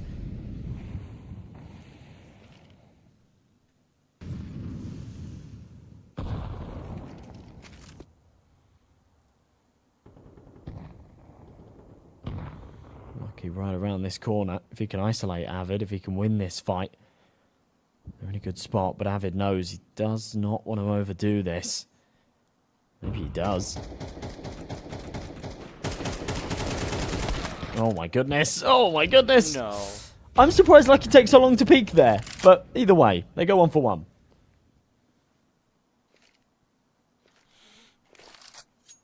This is the bomb site that they've had relatively more success on, and that's the one they're going to try and double down on. Quez, as soon as he spots the first, he's going to smoke himself out, and he's trying to find some space to swing out. Beautiful flashbang to make it work as well. White box player not punished. Plessin lives to see another day. But it is still a 2 versus 2. The flank coming in hot, and Bowden, he's got a finger on the pulse. He looks away for half a second. Unfazed, however, as Lucky remains to be the last man standing. Spotted. I think Plessin has info. I'm not 100% sure on that, but at least he knows where this one player is. Crossing over, the audio cue will be given up, and I think Plessin is antsy to peek out. But this smoke denying further info. Oh no, that is it. Yeah, Lucky immediately knows that it's called a save as soon as he misses the molly. Some strange stuff that we've seen from Lucky in mid. I don't like using the word bait, right? But that's the second time that we've seen him in a position where if he swings a second earlier, then he potentially saves his teammate's life and they end up with a man advantage. Instead, he waits for his teammate to die, then peeks out and gets the trade. And you're sort of left scratching your head saying, you know what? Yeah, if you'd have played that even half a second earlier, you probably would have still had the same outcome, but you would have had a buddy still alive and kicking. Yeah, we saw the double MP9 setup over towards middle earlier as well, where he eventually went for the jumping peak with the MP9, but didn't actually go for the trade, so he allowed it to come down to the 2-1 versus 1s rather than the 2v1. It is definitely a little concerning. Alliance, though, they're slowly on the come-up. 8 rounds. I don't think they're too unhappy about that, especially because they're starting to build up a tiny bit of money now. Luckily for them, though, they're not up against all the bells and whistles from the CTs. Cabby playing up close and personal in the smoke. Oh. His position makes the enemy miss, and now they're quickly going to barrel it down towards B because they realize that this A bomb site is fully stacked. Mister, he needs to do everything here, and all he's got is a USP. Avid already on the rotate. He's going to be able to cut the flanks, but Mister, he gets overwhelmed by the pistols, by the rifles coming his way. Avid as well, quickly neutralized by pistols, barraging down a rain of bullets from Connector, and it quickly settles as the dust will fall here in this 3v3. Bodenmaster, that's one, another one to the tally. And anything that could have come through in this 3v3 retake, it's all of a sudden just fallen apart, and Iceberg realizes that the chips are absolutely stacked against him.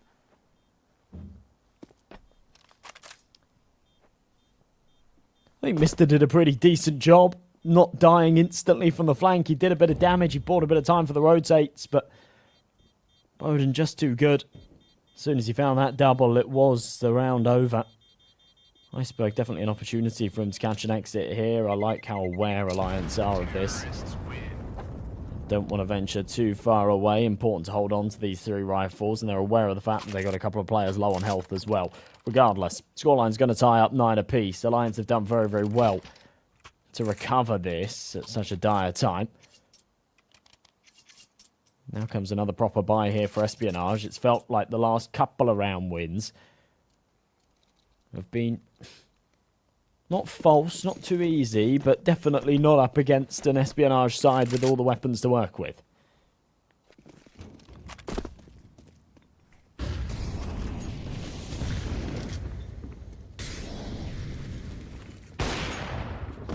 Oh, crispy shot by Bodenmaster. Just being aware of the potential peak, catches him on the first shoulder. Head ripped straight off.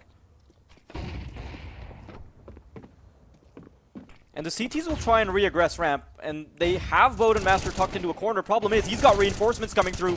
Cabby, does he get overwhelmed here? No, not at all. Espionage all across the board. They've won every single duel on ramp, save for the first on Iceberg.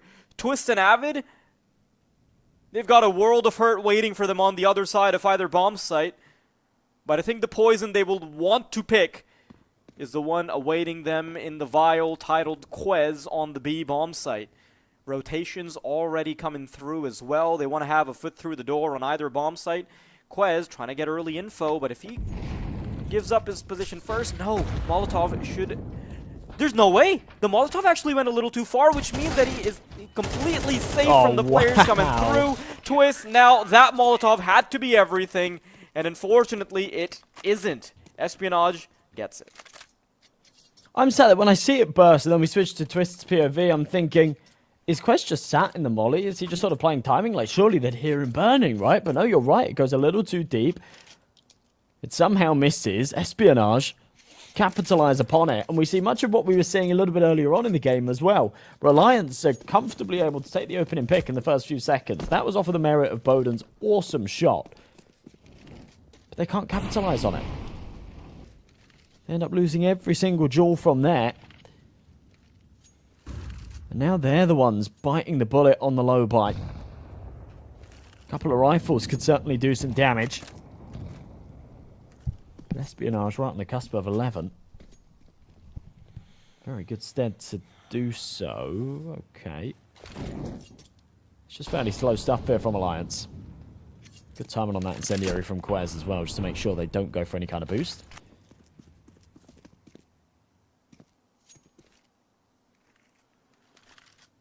Nearly a minute already passed on this clock, and Alliance haven't done a whole lot with it. Espionage have taken a fair bit of legroom. Cabby's got an advanced position here on ramp.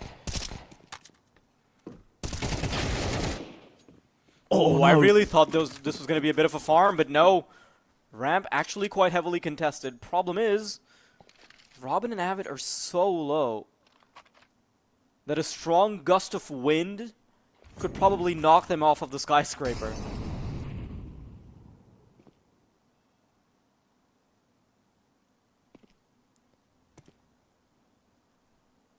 Master and Twist.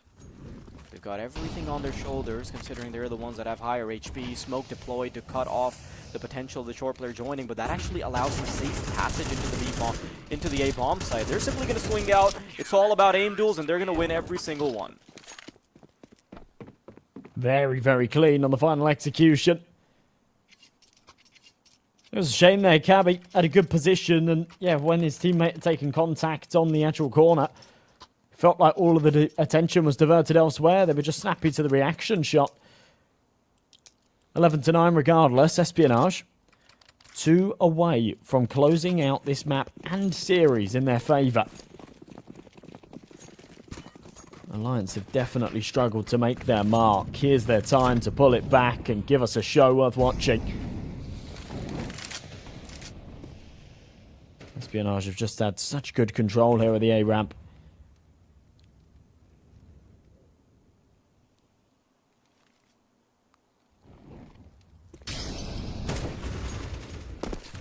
He knows exactly when to reel it in.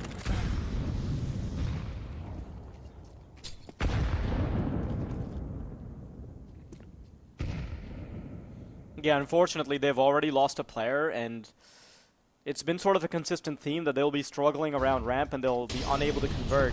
In the meantime as well, Mr. has gotten so much information that these CTs, they're going to be fully locked and ready. Here we go with the flashbang. Cabby comes out. Spray control is good. Even gets some residual damage onto Bowden Master. And they're left scratching their heads wondering where the hell their HP went before they've even stepped onto the A bomb site. Pleasant, a consolation prize maybe. But instead of a pat on the back, he's about to receive a bullet to the head from Cabby. Mr. is just so integral to that round. Whilst he does only find himself 1, as you say, that information just invaluable. Cabby picks up 3, should have actually been 4. He tagged down the 4th, super, super low, and Bowden team killed him. So, we'll pretend it's a 4K, right? He's absolutely farming. He's on a 2KD. He's 24 and 12. He had a fantastic performance in the tail end of that first map as well, and he just has not slowed down since that point. Confidence brimming. 3 map and series points in a row, but this would certainly be the easiest one to pick up if they can do so. 3 pistols, 2 MAC-10s to work with here for the T side, and a last hurrah onto this A-bomb site, but once again, it's met with resistance from Iceberg. At least they've dealt with Cabby. He's the first to fall. Good timing. No. They've got so little left. All of a sudden, the 2-0 looking more than plausible. It is looking like it's inevitable. Espionage having already won the first map. Alliance, they've got to pull everything out with just a measly set of weapons. MAC-10, Tech 9 against 4. It's not happening, Josh. It is simply not happening. Alliance, historically, they've been the ones that have punished Espionage time and time again. Even in the previous iteration of the Compass qualifiers, they were able to punish Espionage, but not again. The Danes wanting to rewrite history here.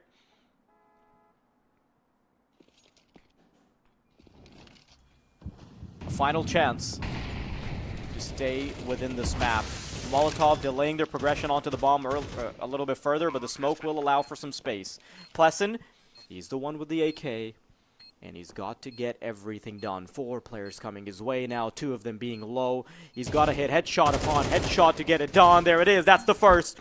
Can he convert with the second Avid? His position's unknown, so he might be still able to play around, but 2v3 looking a lot more palatable. There it is, though, the info. Mr. will put down 1, and Avid, he's got everything to do with a MAC-10. There's the first, not able to get the second, and there will be no conversion. Espionage easily able to get the bomb down, or the bomb defused, and Espionage will get away with the 13th round and the match victory up against Alliance.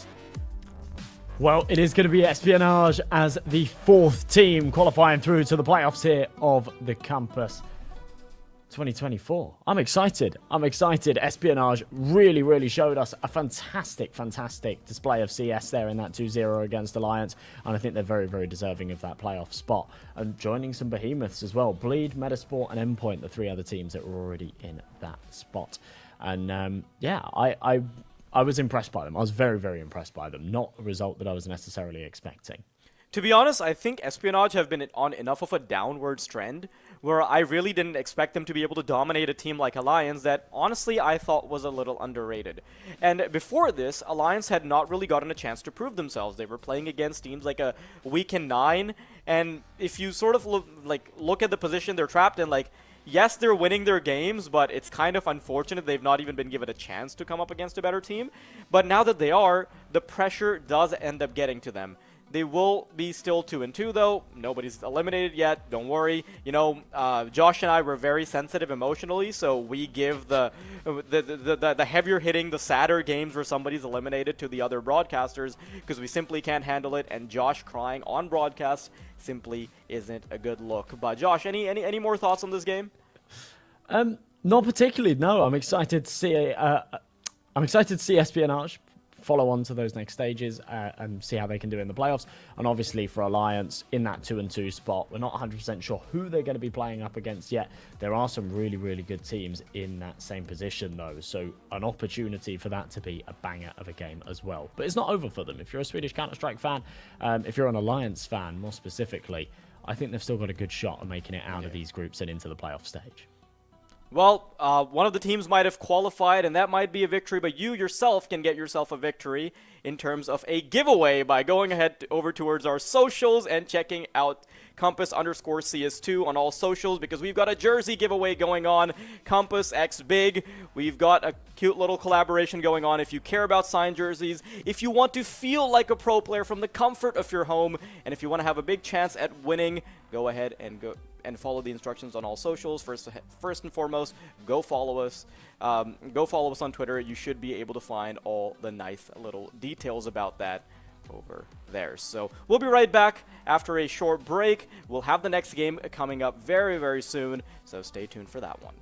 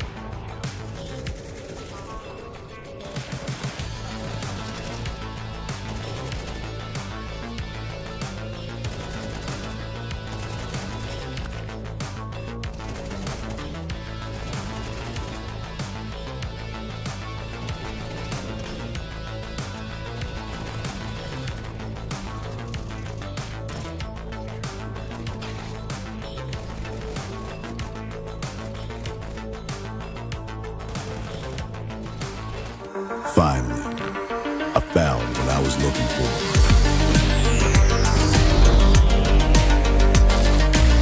Now that my search is over, it's gonna be a tough choice. But fortunately, no need to choose.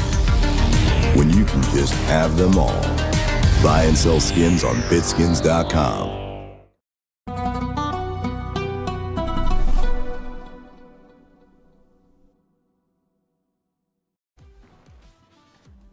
It was a monstrous performance in the first game by Espionage, and after a bit of an extended break, we are back straight into it with Permita versus Passion UA.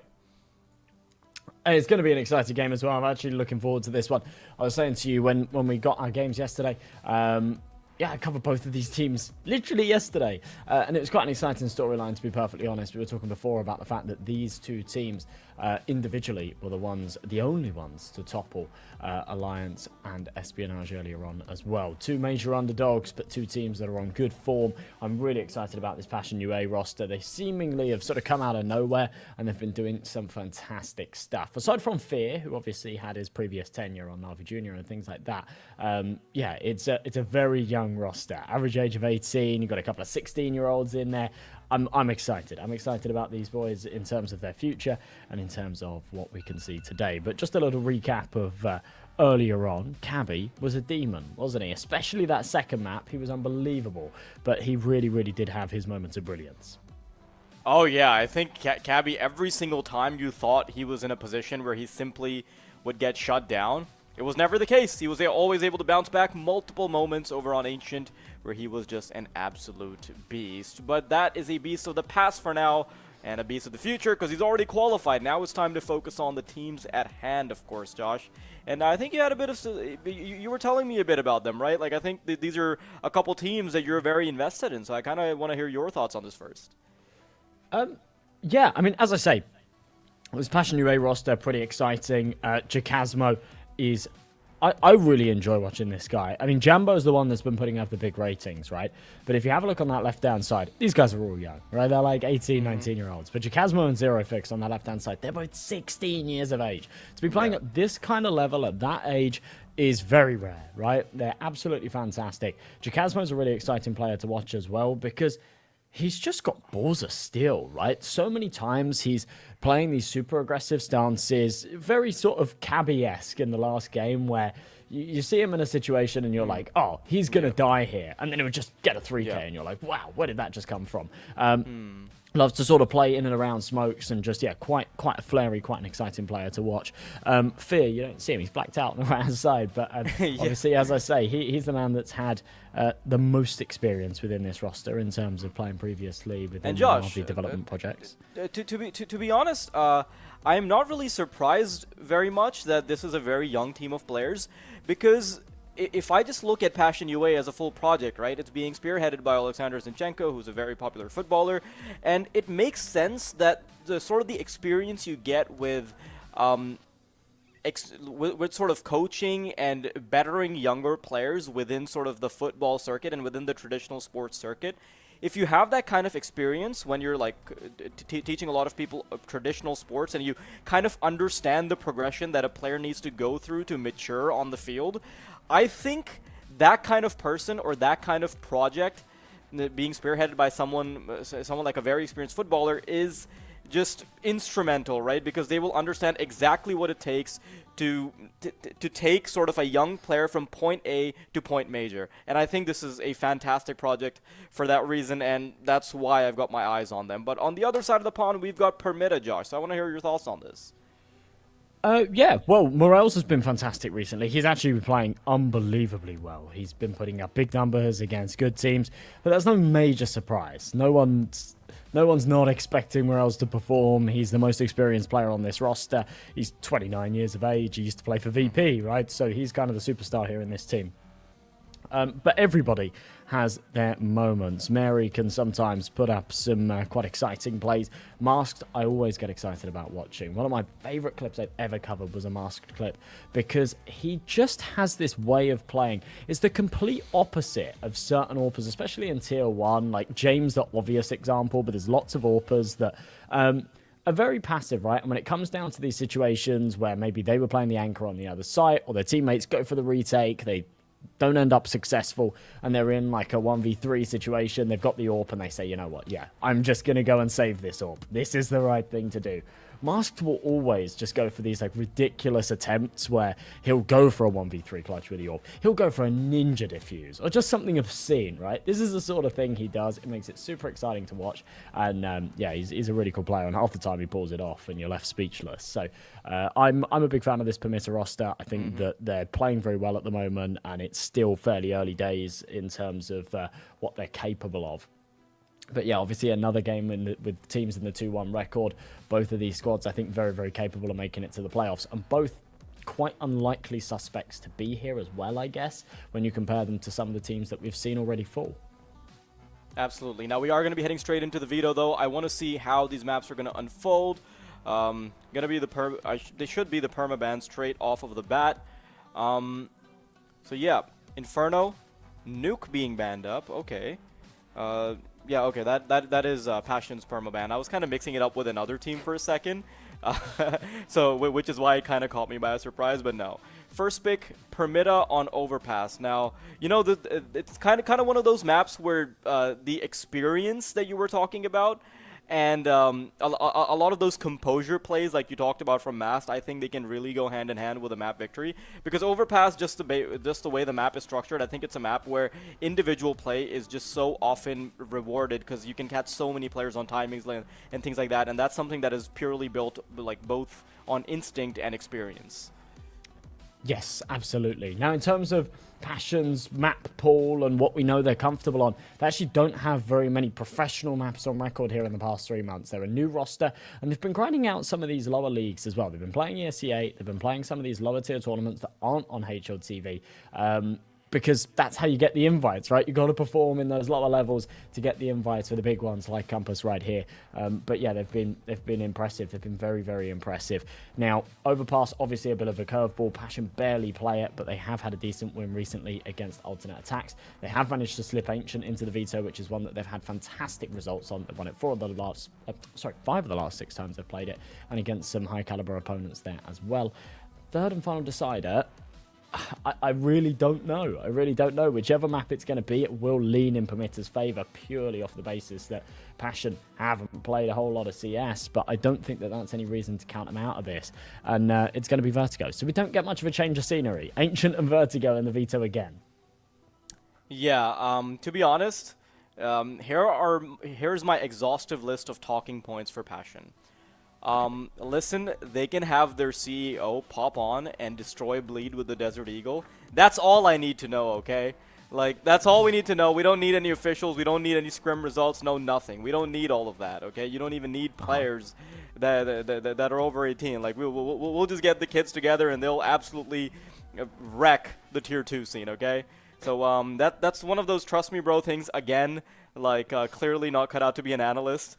But yeah, like if we're being serious, like obviously this is very heavily favored into Permitta, you know, the experience, the roster, tenure, everything sort of aligns for them, which kind of makes it a more fun underdog story for me personally, because it is really about as underdog as you can possibly get, right? New players, new team, new roster, on the come up, young players, everything that you can think of that would that would sort of stack the chips against you. They are playing to their disadvantages, and I'm here for it.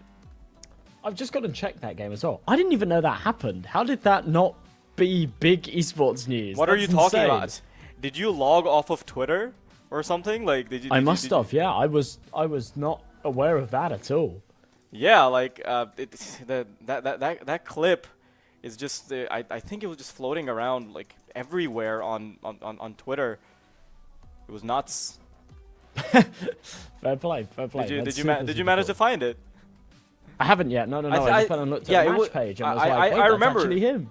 Yeah, I remember on Ancient, like there's it's like funny that he just hops on. He's like, yeah, okay, I'm kind of tired from a football match, you know, he's got a smurf on some kids on CS. Like let's be honest, listen man, like he's just doing side quests at this point. Yeah. I would be as well if I was in that same kind of boat. Without further ado, though, folks, we'll be ready to jump into the game. First map of this series, it's Overpass, and it is going to be the pick of Permitter. Now, they will have to start off on their T side, more than likely, so Passion UA have the advantages of being able to play the most defensive map in the pool to kick things off, but we'll see if that materializes into anything. Pistol round, it's Fear with the kit. Anything else? Yeah, okay. Flash and a smoke invested. There won't be any jewelries. On the other side of things, it's Master with the util. Smoke grenade, 2 flashes. Mary with the smoke and Morels with 2 flashes as well. So it is going to be the Glocks, but a util heavy setup as they lean over towards this B-bomb side, which is quite stacked up here from Passion.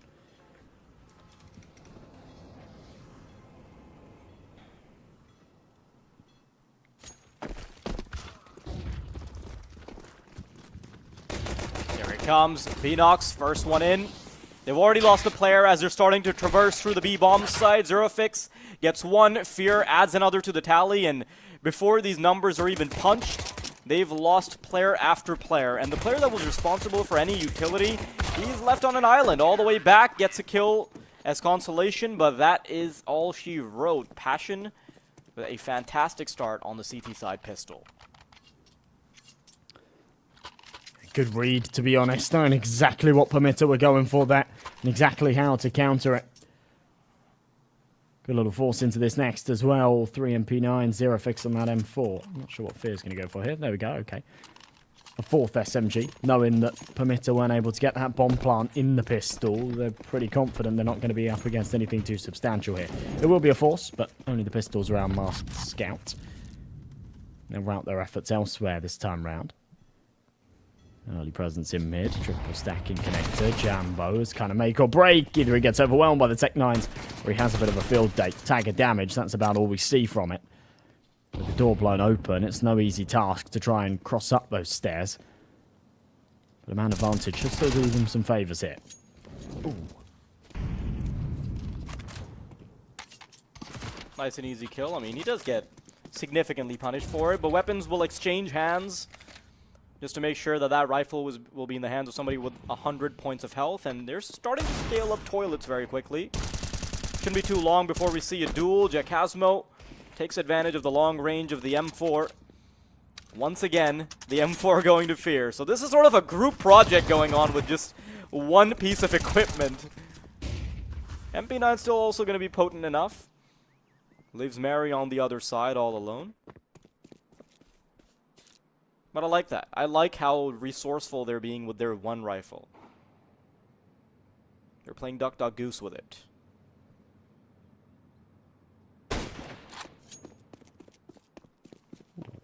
Okay. A ton of damage dealt, and when you compare the fact that Mary has got a Desert Eagle and a Scout right now, 2 weapons that thrive against low HP. Oh, okay. I wish the bomb had collision. Like, that bomb would have hit him in the face for, like, a point of HP. That would be great. Like, you imagine if you knife somebody while you have 1 HP, like, you knife them in the back, the bomb just flies off their back, hits you in the face, and they win the round. Yeah, it would add... If you could use the bomb as, like, a... Yeah, if they're fighting you, they run out of bullets, they throw the bomb at you. That'd be good, wouldn't it? Like, that could be like a little wild card. It's a little bit like a decoy. This is like something that never really happens, but decoys do like a point of damage when they blow up, right? I'm surprised we don't see more. Decoy dropped on the bomb, 1 HP clutch, you're defusing, then the decoy blows up. That'd be crazy.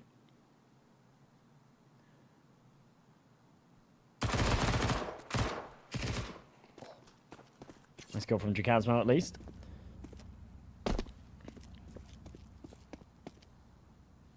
Remember, Permitter are coming into this as they're quite heavy favourites. So a I'm slow sorry. start. Every time I see, like, I hear the first half of that sentence, my primate brain just thinks, underdog, opposite, overdog. Overdog. I mean, it's better than up, updog. Oh gosh! Oh my goodness. Mensa certified, by the way. Well, Fear and Zerofix cleaning things up quite nicely. And yeah, as I say, Permitter getting off to a slow start here on their map pick is slightly concerning. That's even more concerning. Masked, take your time, my friend. 3-0, 4 players stand alive for Passion as well. This is looking really good for them. Look how much money some of these guys have got. Chiller's got 6.5k in the bank.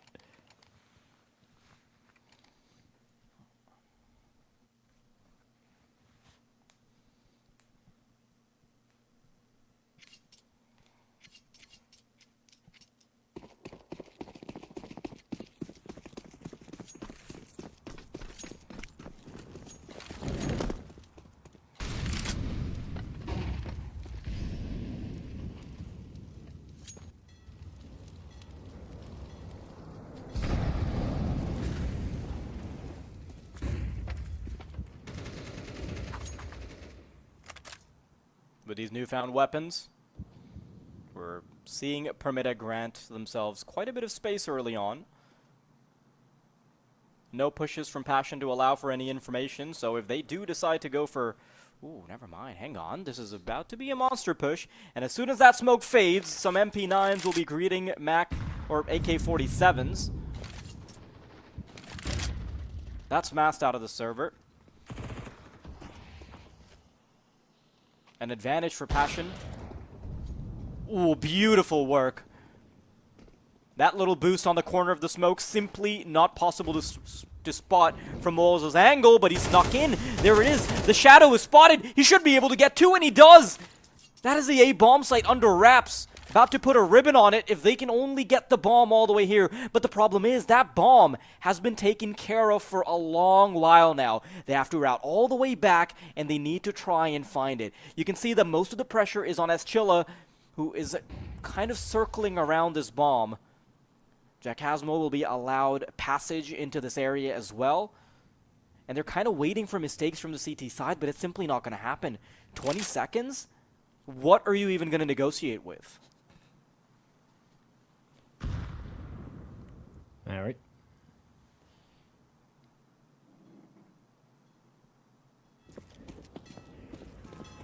Knows that there's a bit of pressure here that might take him out after the round's expired. It's the worst time to go. Yeah, they're not going to get close enough. Passion somehow get away with another there. I mean, it started off fantastic, right? The two-man advantage. It felt like it was going to be their round. Then question marks were raised. Morels gave him a bit of a low blow. Somehow they were able to recover it and close it in their favour. Morel's having a good start. 4 kills. Merry and Veggie still haven't put one on the board. And Passion are still playing a bonus round here in number 5. Chiller and Jacasmo have still got the 2 MP9s that they started with in the second round. Chiller's got 8k in the bank. This is such a scary start, right? Not only are you winning rounds, but you're accumulating that kind of money. You're confident. Zerofix reading this very nicely. Knows that Morels and Mary are quite aggressive here in connector, so plays it from an arm's length. Beautiful pick. Jumbo follows up with another. Zerofix doesn't really need to reaggress here, but he does. And just like that, he'll finish it off. I thought after they found the opening pick and then they made it 2, I thought, right, that's where he's just going to kind of reel it in. They'll play the 2-man advantage, but now he's relentless. 7-1, he's farming. Yeah, farming is definitely the right word. And if you look at the other side, right, Permitta, they've barely been getting kills. Morals is the only one that got anything done. And even that was on a round where it didn't really have much consequence in terms of it being positive. Money is absolutely stacked for Passion right now.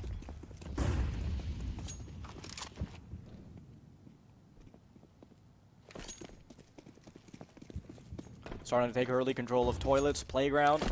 The smoke is the only thing that'll be dissuading them from doing that sooner.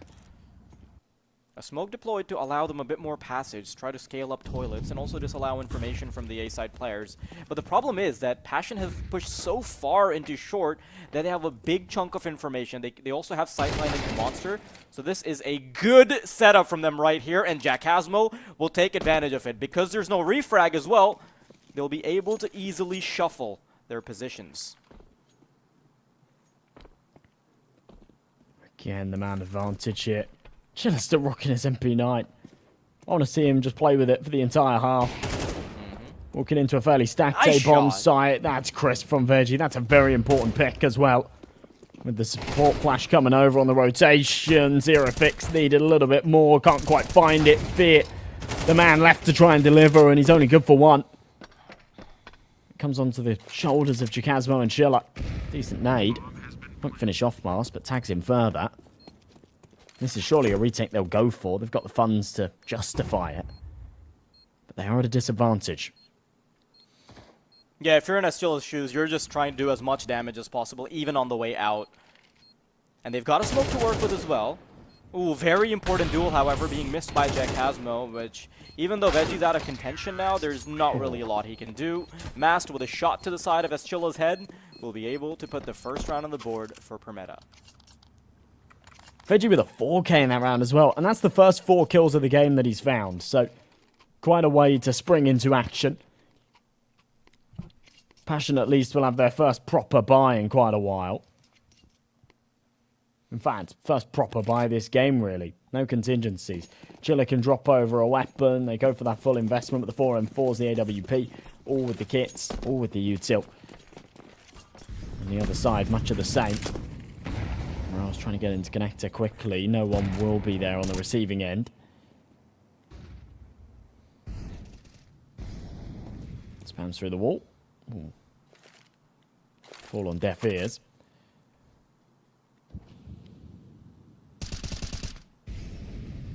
Could definitely see a resurgence here, though, from Permitter. After that last round, things were just looking a lot better.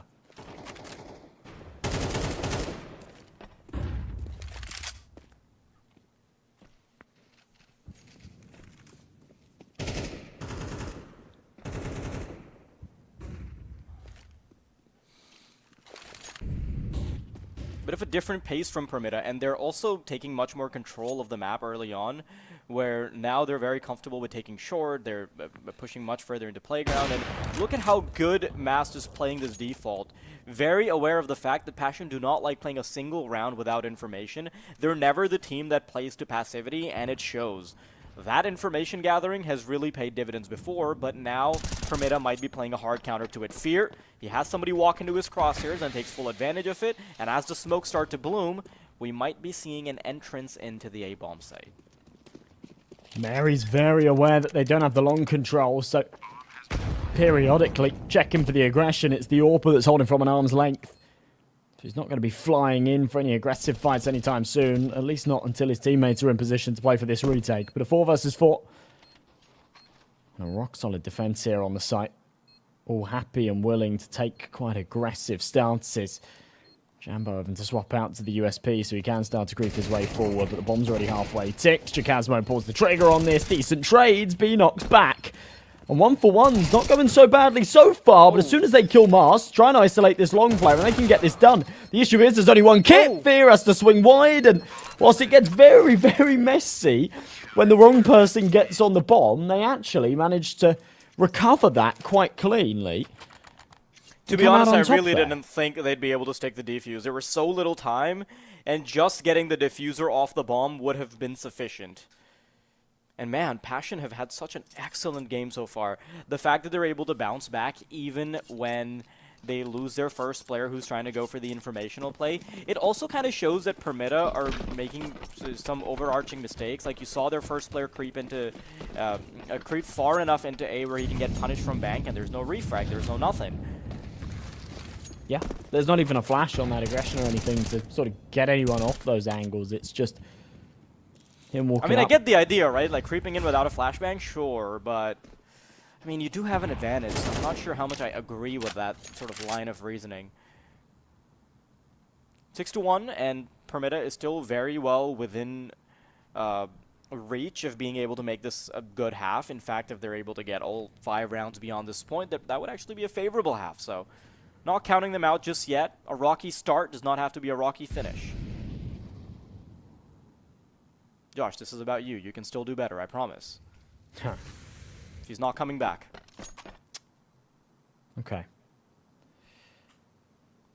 Not sure I've come to terms with it yet. Okay. Don't worry. We got a cast one lamp so I can coddle you. Thanks, bro. Wait, really? Why do you think I've been working my arms out? The man advantage once again here for Passion. Zero Fix should. Oh, wow. Okay, I don't know how he gets away with that. Support from his teammates, paramount. And again, it's just a crunch. And the coordination from these boys is just fantastic. I mean, even in that 2 versus 1 scenario, right? There's so much to be said for maintaining the composure in those situations. It's very, very easy to panic. You're on the bomb. You don't have time without the kit. Your teammate's got a kit and he's saying, get off. I'll defuse. I'll defuse. But you know that there's pressure from long. To be able to just come off and know exactly what to do. As soon as you let go of that bomb, your teammate's on it. You know exactly how to approach that angle so that you don't get taken out from long. Things like that. It's just really, really well oiled, I guess. And yeah, it's working really nicely. Again, there we just see some fantastic defenses on that A site. It's 7-1 per Mitter. Other than that single round that they took in the 6th, we have really not seen too much from them.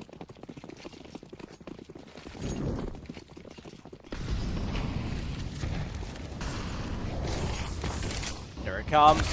Very hard and fast push from Permitta. They are wanting to throw everything at the wall. Just Mary, who comes out with a positive outcome here in the form of a kill. Jack Hasmo, though, will even put him in the ground. More attempts being made and continuing to permeate through the bomb site, but Mast, his efforts will be shut down, and so will Beenox. Passion are so far ahead of Permitta right now. It is an absolute joke. And this is the thing. This is where it gets from bad to worse very, very quickly. At 6-1, you were saying, yeah, you know what? Permitta have got a buy round here. If they win it, they can close this up and actually have a favourable half. By losing it, they're now 8-1 down. They're kind of forcing the issue in many of these rounds where they've got the max loss bonus. They're finding a couple of kills, and instead of eating an eco, they are just rolling into rounds like this where they've got rifles, but yeah, there's a couple of Galils. They don't have very much util. It's not really a favourable buy at all. And this is where things can spiral out of control. This is supposed to be their map pick. This is supposed to be their creme de la creme when it comes to their pool. At least a nice opening shot from Beenox. He's had a very quiet game so far. Chikazmo looking to trade it out. Definitely can't overstay his welcome here, though. There are 2 more on their way. Chiller. I need everything here. Do they even check him? I don't think they're ready for him, but he's missed a big opportunity here. Had to connect the first shots to not get cleared. And Jambo and Zero Fix, I love that. Just immediately booking it. Nope. We don't want any business here. Commerce has been shut down.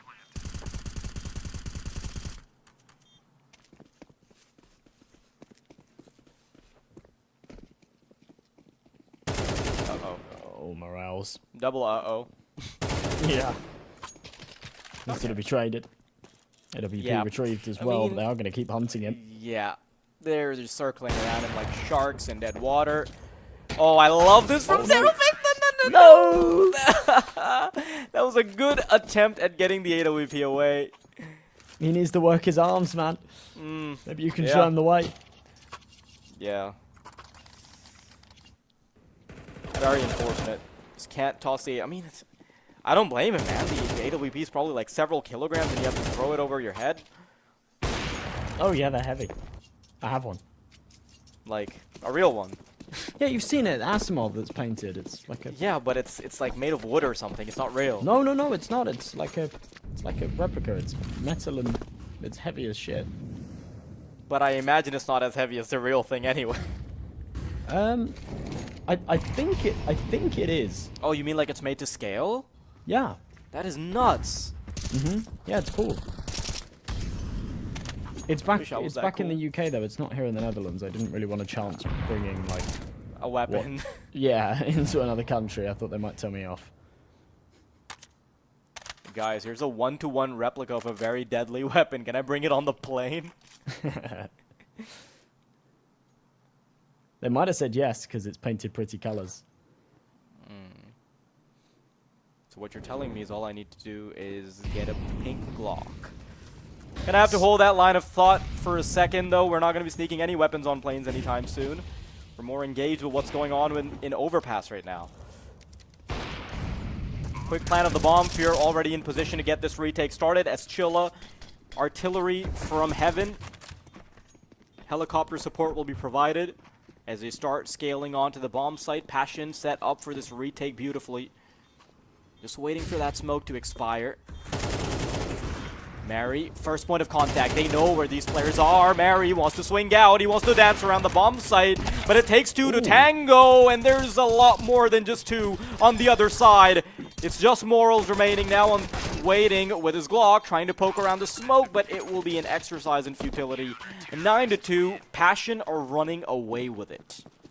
I love the way they go about that as well. They had the man advantage. Fear was already down on the site, so when the execute came through, he could have had a go at that. He could have tried to take the early fights, but he said, you know what, look, we've got a man advantage. I don't need to risk losing my duel, putting it into a 4-on-4, and jeopardizing our retake attempt, right? So instead, I'm just going to stay on water, I'm going to stay alive. If they do want to try and aggress, then I'm confident I'll win that fight. If not, then I'll buy some time for my teammates to get in, and we can play this from a really advantageous position. And that's exactly what they do. They win the round, they keep 3 players alive. 9-2, they're on the cusp of double digits, and I fancy their chances at claiming it. Mast was holding for the jump spot there, or at least the boost. Doesn't pull the trigger, definitely spotted regardless.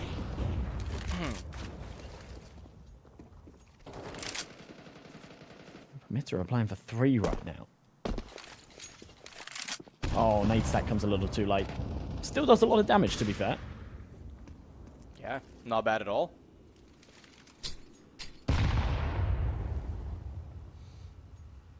Problem is that Passion, all of their players are so on point right now. I really don't fancy mass chances against Jack Hasmore right now. It's a bit of a sloppy spray, but it doesn't matter. The conversion should be had by Jambo, but it isn't. Look at how low all of these players are. Zero Fix, he's definitely in position to potentially get this clutch going. A 1v3 actually possible with how low they are. Smoke coming his way, wants to peek out. That should be the first. Looking for more, spots another. Oh. And I think he has a rough idea of where that final player is. Mary waiting on the other side. Zero Fix, unfortunately, not quick enough. Permitta able to salvage at least the final round, deny double digits, but it's not enough. I simply don't think it is. Yeah, it doesn't feel that way. It kind of comes down to whether or not they can pull off the pistol. It's a good attempt at a recovery there from Jacasmo, and Zero Fix very nearly gets that done as well. But yeah, 9-3 does feel a little too far gone for me as well. If Passion UA can pick up this T-pistol round, then I think that's probably one of the final nails to be hammered into the coffin. USP's out. Jambo with a P250, a little bit of util as well. A smoke and a flash to work with on this T side. And off for the jiggle. Oh, Morales with a nice headshot. So decent start here for Permitta.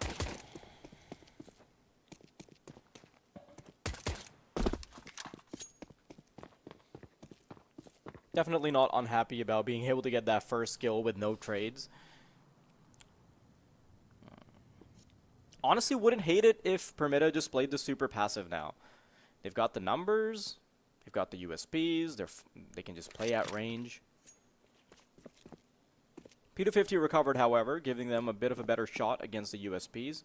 There's a player tucked into the tree. I'm not sure if he'll be checked by Jacasmo. There it is. Beautiful shot by Mast. Adding one more to the tally of what was a kill by Morals.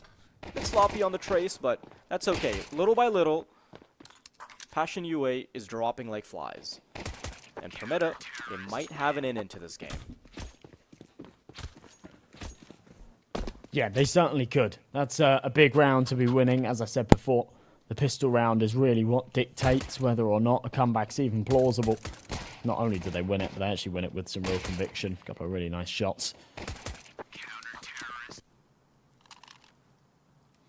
All 5 players staying alive will do them some favours confidence-wise. I don't think it really matters economically. Regardless, they will come into this with 4 M4s and an MP9, so not really taking any chances.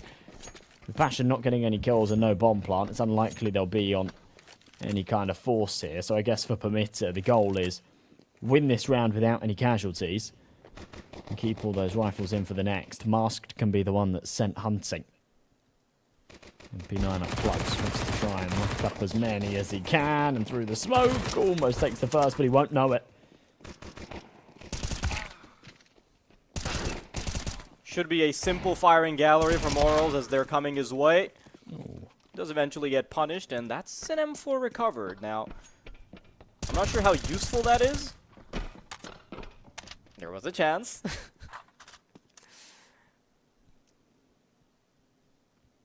But at least they are trying their best to damage the economy of the CT side. Zerofix definitely struggling to still find that M4. It's not the M4, he wants the molly. The M4's Oh. gone, his teammate's got it. Oh, Fear's right. got it. My bad. Brain lag. But is it a molly? Was he just picking up the flash? I thought it was a molly on the floor, but... Don't worry, we're both lagging in the brain. Well, could be easy pickings for Mast. Not surprised. I mean, I'm kind of surprised that he doesn't just try to knife him or something just for that extra thing. But that's okay. Permita, they do not want to permit themselves any mistakes.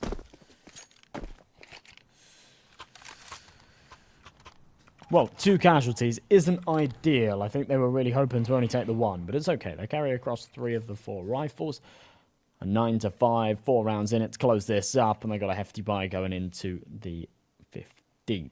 AWP on Masked. He did manage to get a couple with that MP9, so yeah, extra cash available. On the other side of things, I'm really not too sure how I feel about this Passion buy. Of course, just not really getting anything out of the opening 2 rounds here of the T half. Doesn't give him any silver linings in terms of extra money to justify a rifle on Chiller, maybe even a sniper or some extra util. He's been pretty comfortable with the SMGs so far this game. He rocked an MP9 for the first 6 or 7 rounds of it. Mast very aggressive here on long. He will be good for the first. Just a lovely freebie. That's going to drop the bomb as well. Yeah, that's already a double for the team. Surprisingly enough, Fear, despite having the full info on where he is, still not able to kind of get the peeker's advantage there. That's okay. Morals? I think he's pretty happy about the performance he's having so far because he was kind of the thing, he was kind of the glue holding the team up for long enough for them to even attempt a comeback like this. And that, ooh, those shots definitely paying dividends. Chilla all alone, kind of just waiting out his demise right now, and all of a sudden, Permita are close enough to the scoreline where we can kind of discount the advantage, honestly. Passion, they're not going to have enough money in the next round. You're probably looking at a 7th for Permita. Permita's definitely on the come up.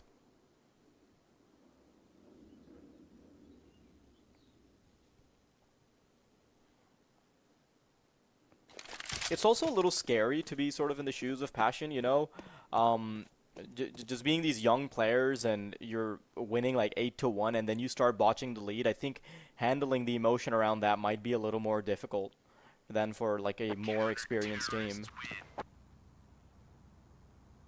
I think Anders tweeted something today about like sort of having discussions to sort of humanize players more, you know, like talk about things like role clashes and like how players feel when they lose their identity as a player and things like that. You know, stuff outside the game that can, or even within the game, stuff that kind of affects you psychologically. And I think this is sort of one of those things where, you know, if you're a set of younger players, it's kind of easy to get overwhelmed if you're like choking a big win or something. Absolutely, yeah. That experience really does come into play. How many times you've been in a favourable position and choked a few rounds. For some of the younger players here on Passion UA.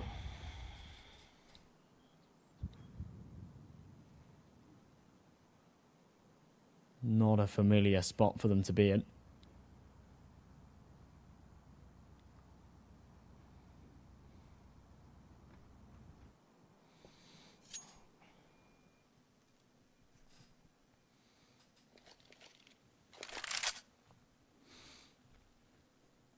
Just 1 AK in the hands of Chilla. And that's what they have to try and stop this comeback with within this round. Up close and personal, Morels, he'll be the one first point of contact. Oh no, they're gonna go right past him. He's confused, his head is on a swivel, but his head is also on a platter for the enemy team. Beanox and Veggie now in a 2-on-2 with Zero Fix on the angle. AWP, he spots the shadow and he's ready for it, but it's gonna be a bit of a red herring, and they're quickly gonna realize that giving them a fair duel is not the play here.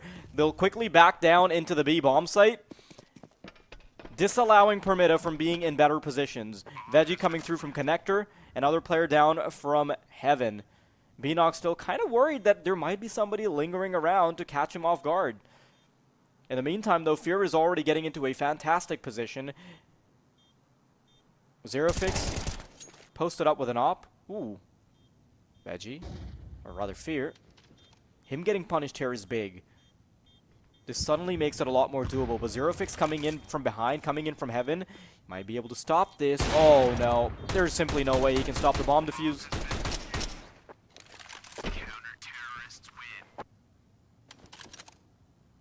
It's still not a bad round, by the way. It did start with just a hero AK, but I'm kind of disappointed how that ended.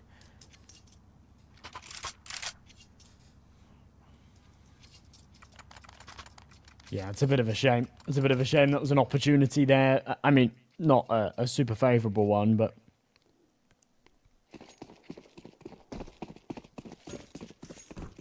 9-7, 2-round lead, but it was a whole lot bigger, wasn't it? It was a 9-3 half. Things are slipping away here for Passion on their T side.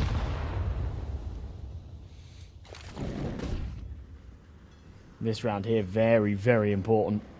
If they can pull it their way, then I think they can still close this out with a decent margin. If they don't, Permita are really snapping at their heels.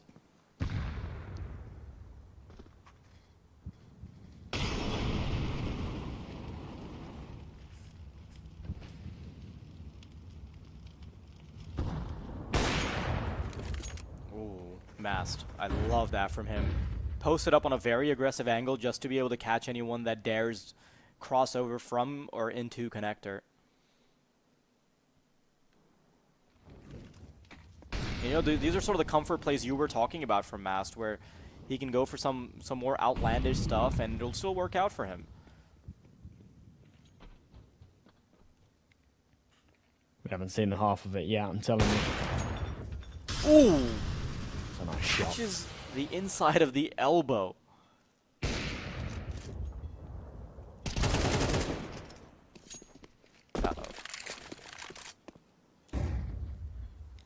A good little recovery. Puts it into a 3-on-3. Zero Fix low on health. And as a unit, they're going to start to reel this back a little bit. Fake smoke into the dumpster, and maybe... No, it's not really going to sell anything. I think Mary's very, very aware that that is a fake. They're going to try and barrel into the B site with 10 seconds left and surely have no success. Veggie knows he just needs to buy time. He doesn't even need to commit to the fights. If they can kill Zero Fix after that clock's expired, it'd be huge. He's going to slip away, so no prospect to that one. But yeah, 9-8 and a good hold from Permita at the end there.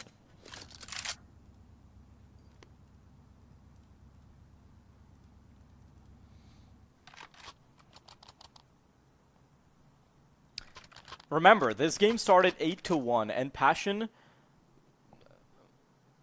they were so far ahead that I'd have to quote myself and say that it was a joke, right? But now it's not sounding so funny anymore.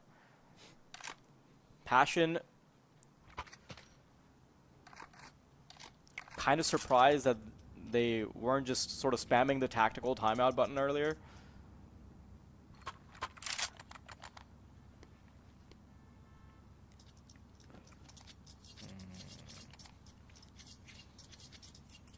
This would be devastating for Passion if they aren't able to make that conversion into a map victory, honestly.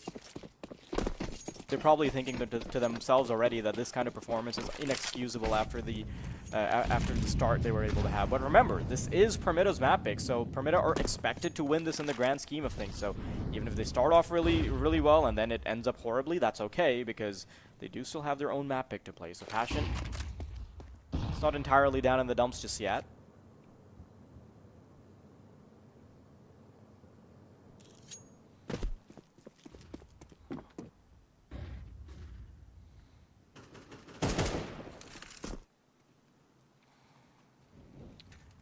Yeah, I think this is exactly what we were talking about before as well.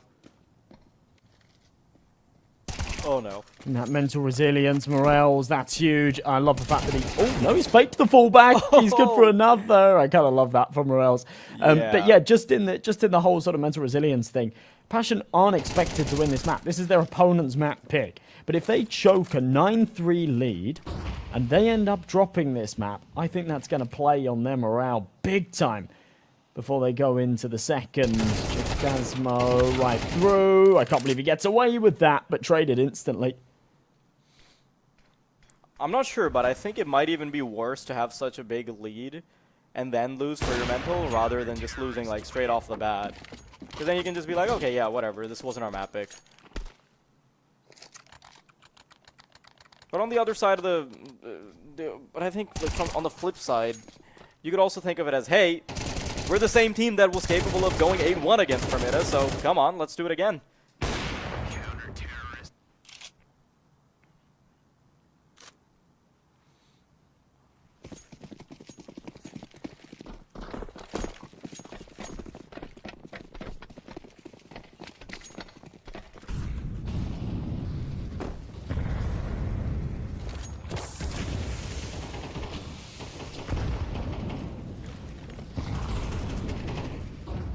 Forcing the issue again here, Passion just throwing themselves into a round with triple Galils.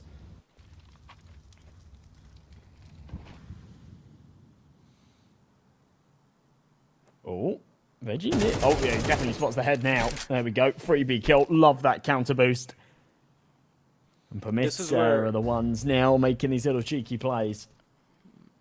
Yeah, I think Permita are really starting to show us how fleshed out their CT side is. It's not like that was a desperation play or anything. They just have a bunch of little pocket things that they do, like having Morels be a little bit more aggressive, having some long aggression, you know, going for a little boost here and there. And that's mostly just kept Passion on their toes. Just flashbang from Beanox is going to be good, as it does delay and potentially provide information, but no, they're not going to panic fire just yet. Beanox tucked into the back of the bomb site. He should be deploying his smoke to buy himself some time. No, he's got his gun out, but Fear will catch him with his pants down. That's it, 3v3 on the retake. Mary, though, he's already set up in an unorthodox position that they're not expecting at all. Suddenly a lot more favorable for Permita as the bomb starts to go down.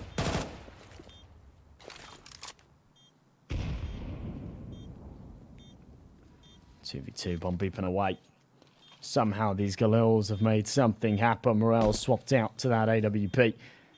Someone to gate that low HP that he's got in hand, but it's still not the right weapon for the job on the retake. He'll be the first point of contact. Masked on the trade, but Zero Fix plays the bait and switch absolutely to perfection. Passion will make it 10. AWP retrieve there as well. Good stuff from Passion. A good little recovery. I mean, it's pretty close for comfort, but they get it done.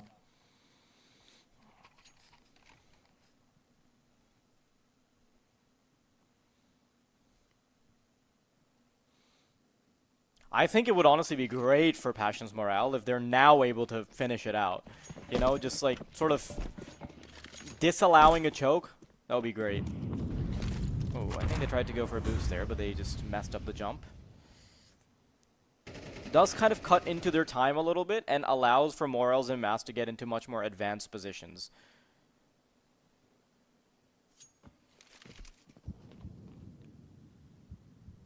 Scaling up from connector. Passion don't actually have a lot of space at this point because they tried to go for that boost early on. It just gave Permita that extra bit of time to set up, and now you can see the AWP creeping forward. You can see Morels getting ready in position much more forward in playground. It's about to be an epic battle here soon, as Morels will get challenged. Mast watching his con so he can focus on one duel. Oh no. Oh, Morels. Oh, lovely little double. He gets away with a little more than he bargained for that. An eventual trade. KG's brilliant onto Mast, but he hits the shot onto Zero Fix before it blows up. So they still maintain the man advantage somehow.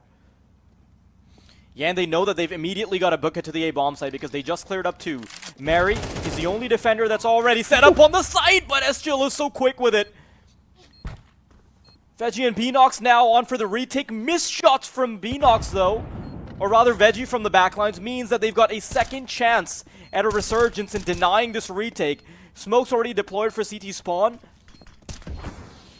And now they're on forward straight into the site. Shadow allows for him to get for the pre-fire angle. Jackasmo coming in from behind. It's a full 10-second defuse. I'm sure Jackasmo can get it done, man. but he misses the shots, and Permita will quickly march on over to the 10th. Oh, that's such a shame from Jackasmo, because if he knew that they didn't have a kit there, he wouldn't need to step, he could have walked the whole way, and he would have won that round. But he counts it in his head. 1, 2, 3. He goes, oh crap. They've got a kit. I'm going to lose this. And he steps right at the end there. It just alerts the attention of Beanox, who's able to spin around and get it done. But as I say, they were so confident with the default plant that Jackasmo was coming in somewhere towards toilets. He knew they didn't have a kit. That was his round all day long.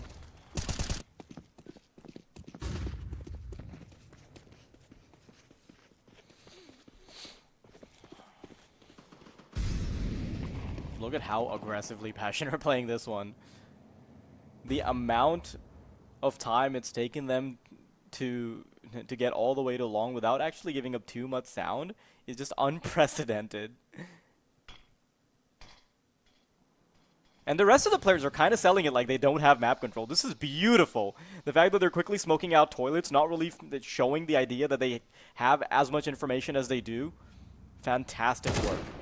Zero fix in the back lines. That's the shot. And now this should be the A side up for grabs. Passion, they're doing a great job already. And Morals, though, he can still hold down the line from toilets. He makes it 1-for-1, but he kind of miscalculates where Jambo's footsteps are coming from. Whizzes right past him, shot on the side of the head. And the bomb already getting ready to be put down. Problem is, Permita simply do not have the money necessary to even try and go for this. I mean, it makes sense. CT economy, very, very fragile. Holding on to those rifles, absolutely paramount here. So that's exactly what they'll do. Beanox, Veggie, Mary. Carry them across into the next. It is going to allow Passion onto 11, but at least they've closed this gap. This is the thing, right? This was a 9-3 half. You let them onto 11, it goes 11-3, then you're in trouble. But yeah, closing it right up like this. You drop around here, it's okay. Still hot on their tails. Prime opportunity to pull this back. And as I say, with the 3 rifles being saved, whilst they've only got the minimum loss bonus, they can still maybe try and buy a couple of pistols around it. Mask's got himself a scout. Yeah, this is going to be far from a perfect buy, but certainly could be sufficient.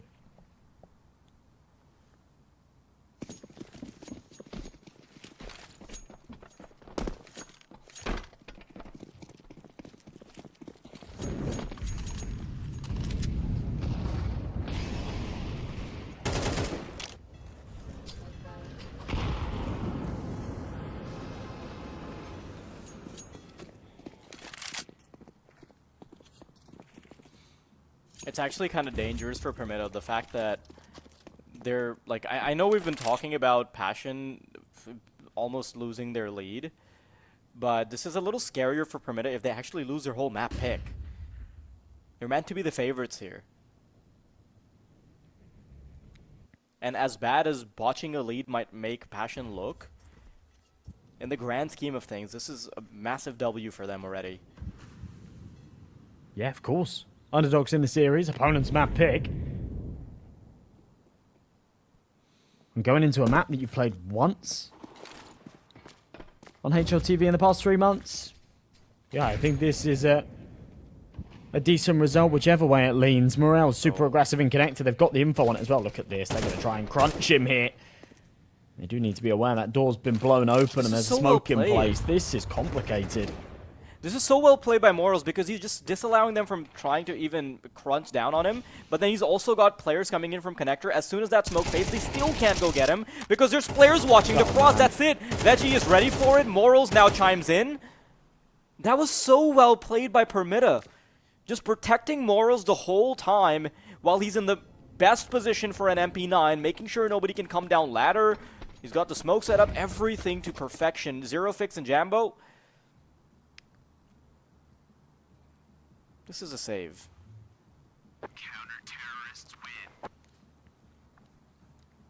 That's rough. That's really rough. As you said, very, very well played from Morels indeed, but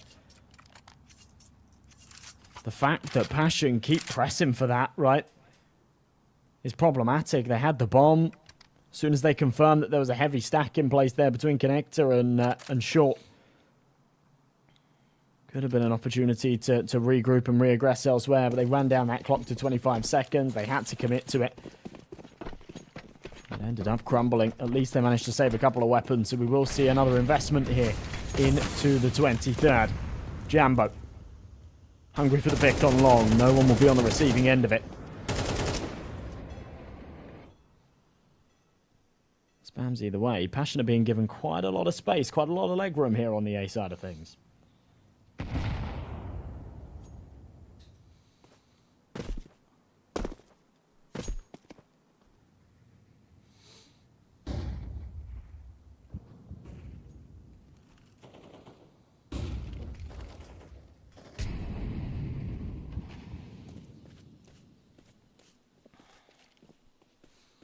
We'll see if Passion can still hold down the line. Ooh, creeping forward from Connector, actually immediately gets punished, and double dipping just to throw the nade. I like the balls on this guy. Starting to barrel through on the A side, though Mary, great position, is able to find one before he adds more damage. And it is still a 3-on-4, but still very doable for the CTs based on their HPs. Not even sure if they want to try and contest this, though. They simply don't have their third prong in the form of Morals close enough to be able to do anything.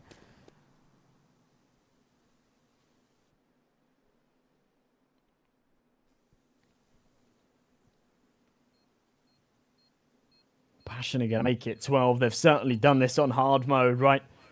They could have closed this out quite some time ago. Well, at least they secured themselves overtime. That's going to be a little bit of weight off their shoulders. And that if they do fumble this, at least they won't do so in regulation after a 9-3 half. Oh, chiller. That's pretty poor.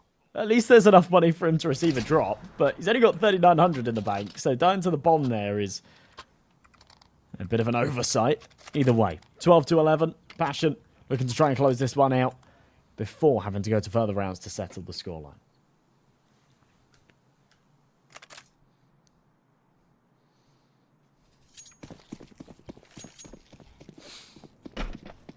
Man, Morals has been performing so well keeping his team in this game. I don't think they'd be able to make it this far if Morals wasn't absolutely carrying so many rounds on his back. He's got a little bit more work to do, though, if he wants to take his team to overtime. And honestly, man, if they take it to overtime, I have no faith in Passion. This is probably do or die here. Either end it in regulation, or it's probably not going your way. Here it comes, though. B-site aggression, they're gonna beat the smoke, there's a player in the corner, B-Nox punished, and Eschilla gets a second. No, is Jackasmo to get his double. B-side fully taken over, there's no way Mary is doing anything about Eschilla going as wild as he is. Oh, interesting smoke. Yes, I haven't seen that before. Not even sure if that was intentional, but regardless, Mast is gonna go straight for it. Is able to find one, a second one with the nade too. And this is all of a sudden very doable. If they can keep themselves in overtime, that would be insane! Mast, that's the third kill from the man! And he's looking for more! Time is slowly ticking down, he's isolated the upper, that's a headshot from Mast! He could get it all done in a 2v5! Moral swings out, and he's done all the work! Mast, what a beautiful 4K! Do they have the time? I think they do, Josh. And I think that might just be the best damn retake we've seen here on Compass. That is absolutely unbelievable. A 5 versus 2. A Mast, I said, he goes for these mental plays, and you get one every couple of games. That is it right there. It's not even with the AWP. He just goes balls to the wall. He says, screw it. It's a 5v2. Watch this. Flashes out of heaven. Gets one with the nade on the site, drops down and just farms it. Morels to close it out. They didn't even have a kit, but he got it done so quickly that he had plenty of time for that defuse. Not only is that going to be a big confidence booster for Permitter that they've taken it to overtime, but for Passion, what do you even do here?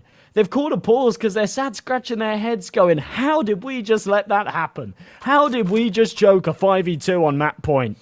I need to take a breather from this one, honestly. That is so crazy.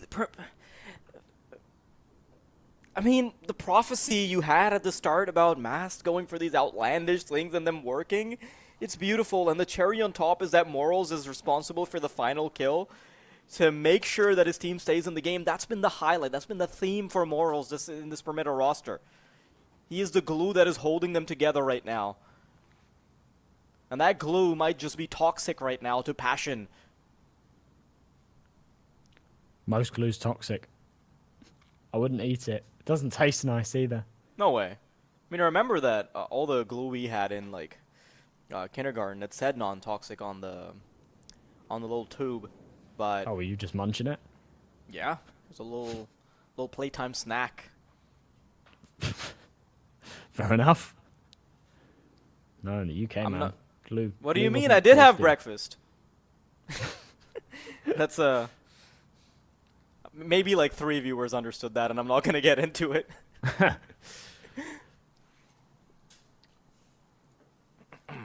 Well, we're pulling some numbers today. We've got a lot of Passion supporters. I think, honestly, in their games recently that I've covered as well, they've got a lot of eyeballs on them. You know, there's we're talking about the sort of storyline behind this project, and actually the fact that, yeah, these are very, very young upcoming players. I think people like to follow the careers of these sort of 16, 17-year-old talents at the very start. Give them a couple of years. One of these boys will probably end up in a Tier 1 roster.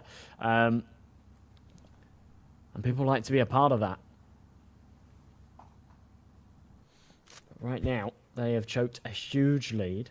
On top of that, even after recovering it, they've choked a 5v2 in round number 24. And now they've got to get it done on super hard mode here in overtime.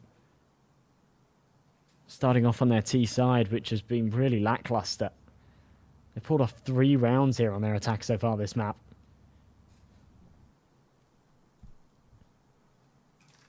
They could do with another 3 right here.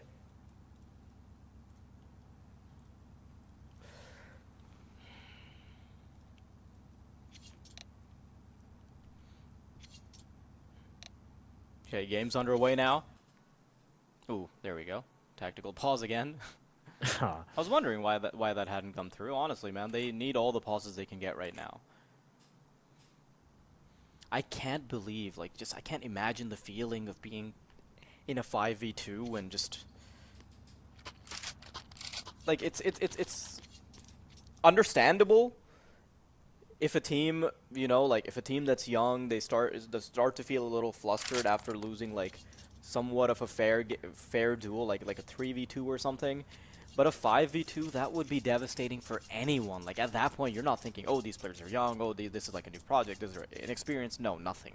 That is just, that would be soul-crushing for anyone. And honestly, man, it would be a gargantuan pat on the back if they can still end up winning overtime. Like, I honestly do not believe in Passion right now, even if I do think they can do something in map number 2. Guys, Faraz isn't passionate. God damn it, Josh. I think they've maybe still got what it takes, but you've got to remember, think about how the TeamSpeak corrupts. You think about in the 5 versus 2, the 3 players that have died already, they're sat back in their chairs, they're waiting for map 2 to start.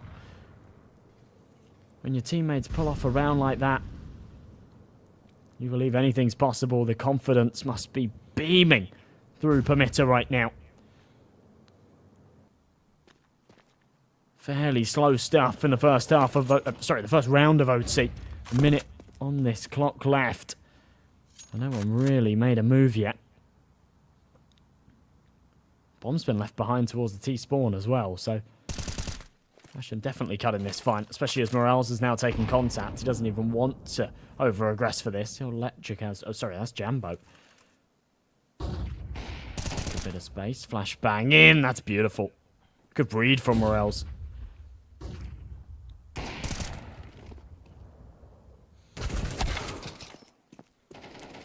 Ooh, couple shots in the back from Fear. Jambo's responsible for only keeping him busy enough for... Ooh, Mary gonna have to focus on him for a second. That's a really nice little spray transfer, and it's a missed shot from Jambo twice, courtesy of the curtains of the flames. And Mary, he doesn't want to move a muscle. He does not want to peek out, but a Molotov is trying to chase him down. Jambo recovers just in time to pull out the big green. And Veggie, he's already in position. He might be able to punish. That's the Opper gone, and he's looking for the bomber as well. There it is. Eschilla drops, and Permita, they finally have the lead. Wow. Wow, wow, wow. A lovely little configuration there towards long, but Morels just reads it like a book. The second he takes contact with Jambo, he says, hold on a minute. What's he waiting for here?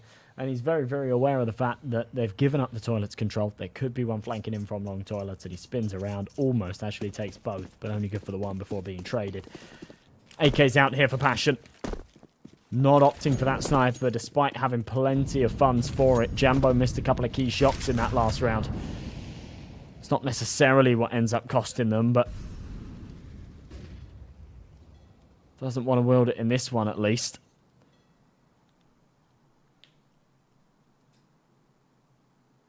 Good little boost here from Veggie. And just stick around.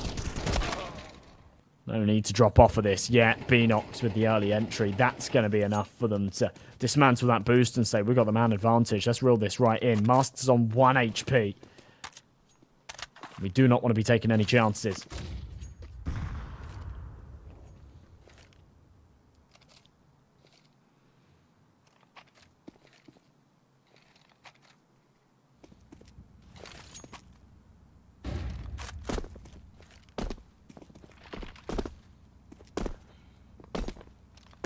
Very careful play from the Permita squad.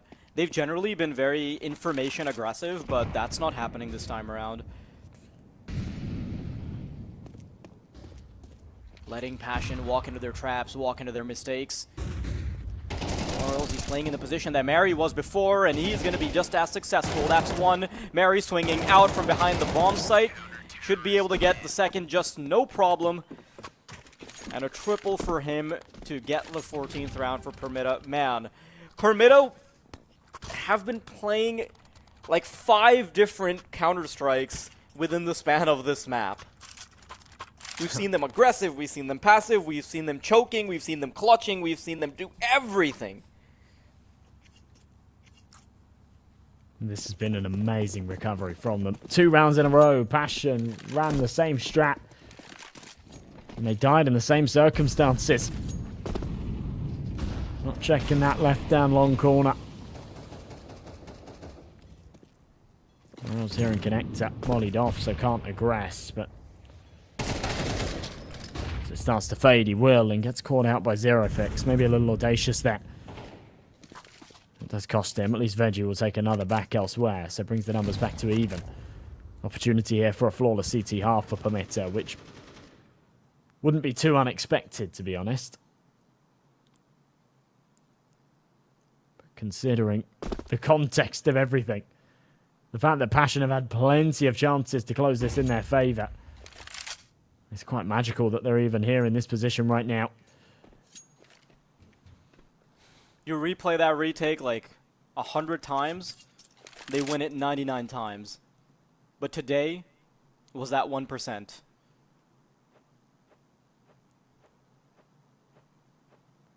Beanox on the jump spot to catch a sliver. Knocked out of his position by a Molotov, and he's not even going to see it that much. Still going to want to linger around to make sure that he can be ready and waiting for his teammates to help out. Trying to get closer to get the bomb down, but Veggie is in a great position. They're not losing their composure whatsoever. They're very comfortable on this bomb site. Beanox is trying to chase someone down through the smoke, but the problem is that vision is all over the place. And he's going to wait for distractions from his team before he starts pushing forward. Now realizes that he's been static for too long, but eventually unobscures himself through the smoke. And Veggie, he's just tapping away. This should be able to stop Zero. He wants to try and creep through the flames, but it is just too mighty of a setup on the other side. Permita with 15, and all they've got to do now, Josh, is get a singular round. Couple of little micro plays not going their way there. Jacasmo and Short. When the molly came into barrels, when Veggie was flashed out, Jacasmo could have and should have really sprung into action there. Caught him on the cross instead. Gave him safe passage to tuck himself into water. 15 to 12, 3 chances to close out here for Permita, a luxury that they have not had yet in this map. And they move over to a T side that, yeah, they definitely struggled on. But all they need here is one round. They've got the tools to work with, they've got the guns, they've got the util, they've got the confidence. And they've got the momentum for sure. Masked is hungry. Look how aggressive he is. And what a shot to crack things open.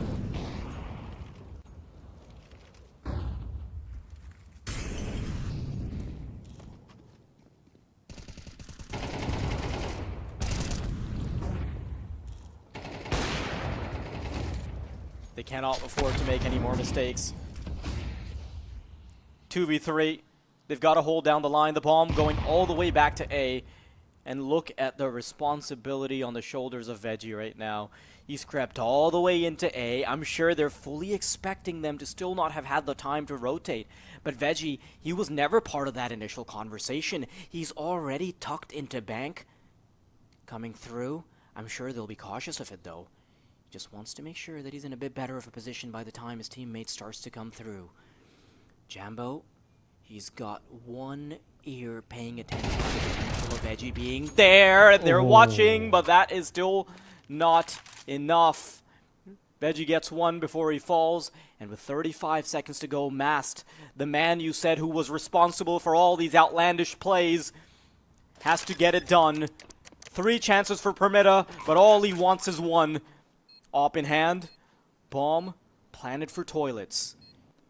Slowly starting to creep back, so now he's in no man's land. They have no confirmation of where he might be, so they're being extra meticulous with how they're checking these angles, because they did take quite a while to even get onto this bomb site, Josh.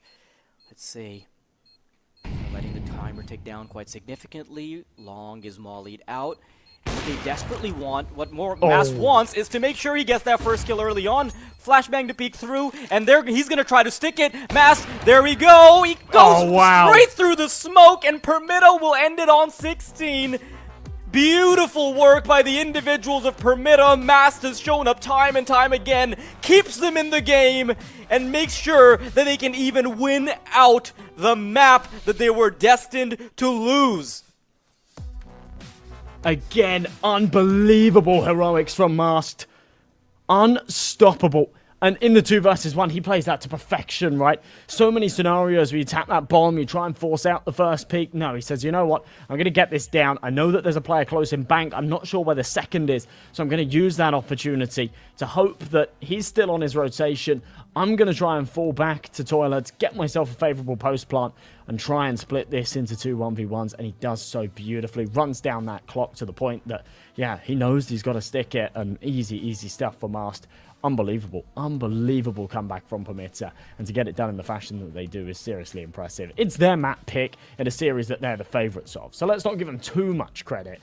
But that was still some top-notch Counter-Strike. That was really cool. Absolutely. That was a fun game, and that was one of the most fun times I've had to cast some of these clutches, these retakes, and it's been absolutely brilliant. And you know what? At this point, you're probably a fan of Compass already. You're probably a big fan of Compass already. And if you are a big fan of Compass and a bigger fan of Big, the organization, you've got a chance to win a jersey, which we're collaborating with them to get it into one of your hands.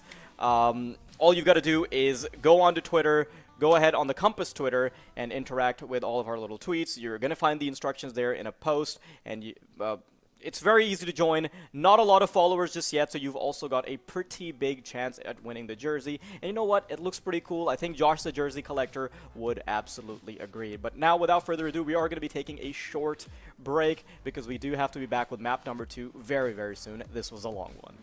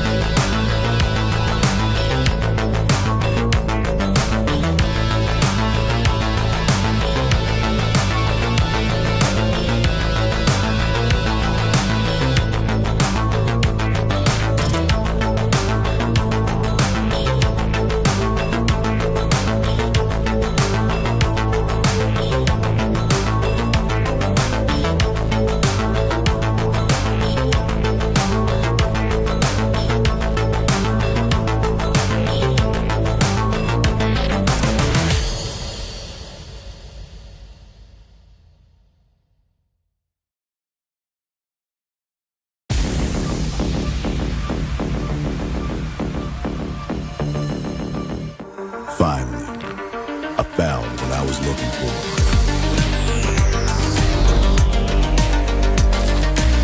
Now that my search is over, it's gonna be a tough choice. But fortunately, no need to choose. When you can just have them all. Buy and sell skins on bitskins.com.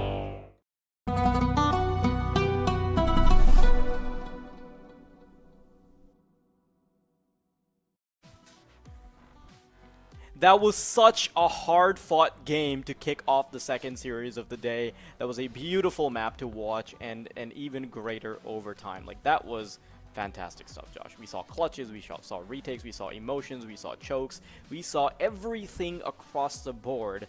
Speaking of board, we've got the scoreboard. So Morels, I think there's no surprise at all that he's topping the charts, but Mass slowly creeped up. You know, you were talking about some of his outlandish stuff, and he did eventually end up showing us some of that when he started to creep up the scoreboard. Had that amazing performance on the retake where he got 4 kills, supplemented with Morels getting 1, and that is what brought him closer to the top of the scoreboard. Now, that of course doesn't take any credit away from Passion either, because remember, this wasn't their map pick. The fact that they were leading as heavily as they were in the first place was kind of a surprise.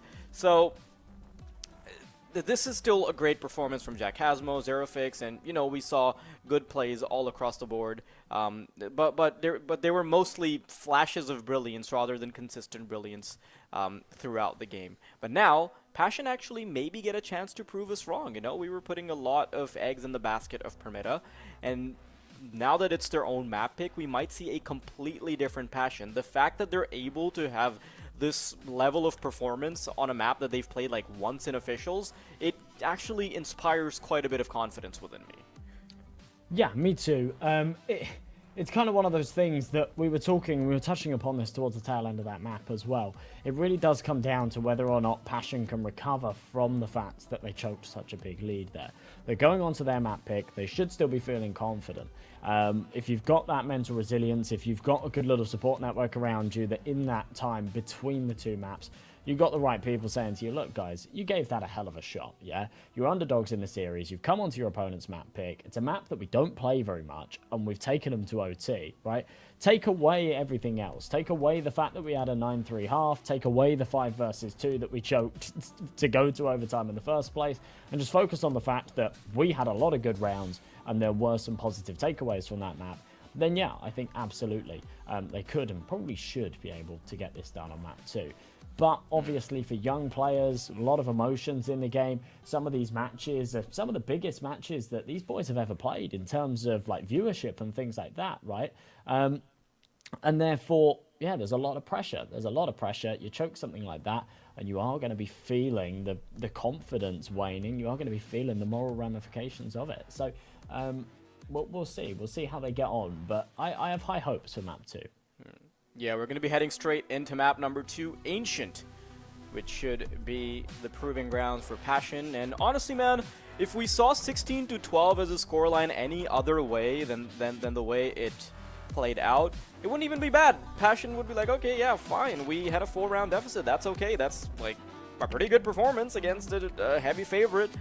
But the choke, the comeback, the retake, everything combined, yeah, definitely not good for the morale. Now, Passion's going to be starting off on the T side because it is their own map pick. They have to allow Permitted to take the favorite side, and ooh, it's getting really chaotic on middle, and it ends up being duel after duel for Passion being 1 out. But it is still a 3 versus 2, and one of the players has already gotten onto the A-bomb site a little slow because Jack Hasmo has dialed his number in. Picks up the phone as a dead body. Veggie. He's got dualies in his hands, and he's got a world of hurt that he can deliver to them. He's even got Kevlar to supplement it. No kit, however, so if he wants to get anything done, it would have to be quicker. He's shown his cards. He's routing from CT now. I mean, I'm inclined to say that he's probably just trying to farm money at this point. No kit means no chance at a bomb defusal. I respect that. Fortunately for him, they're going to be exiting from Donut, so nobody's just running into him anytime soon. But a save set of Kevlar, dualies, could have been a better save, but it's Nothing to shake a stick at. Well, a good start from Passion regardless. Pistol round will do him some favours. Might be a chance to snowball off of it a little bit. Permitter, of course. With a little bit to work with here. And a loss bonus to come in the next as well. That won't merit them a bye, but the one following will have some teeth behind it. That's if they lose this round here. A couple of 5.7s, some Julies, an MP9 and a FAMAS to try and shut down the attack that's coming their way. And Master's just sending it. Alongside Beanox, they're crunching in for this mid control, but they've left B completely open. Veggie's got the weight of the site on his shoulders. As Chilla opens things up individually. And honestly, I'm really happy to see that Passion are having a good start to this game. Just winning the pistol round, I know it's not a whole lot, but making sure that they're starting off on the right foot is super important after the defeat they've suffered in the previous map. Should be no issues converting it to the second round as well, of course. As no retake will be attempted. But Permitta, you're going to save these weapons so they can try and have yet another shot at a stolen round in the next round. Mass position given up, and they're gonna hold on to their horses now. No need to continue pushing. They don't want to walk into 5.7s or anything, and you can see that they're being very meticulous with how they're going to be saving their weapons and things like that. Super conservative style of play there. Third round underway, and Permitta, they're going to be using those saved weapons.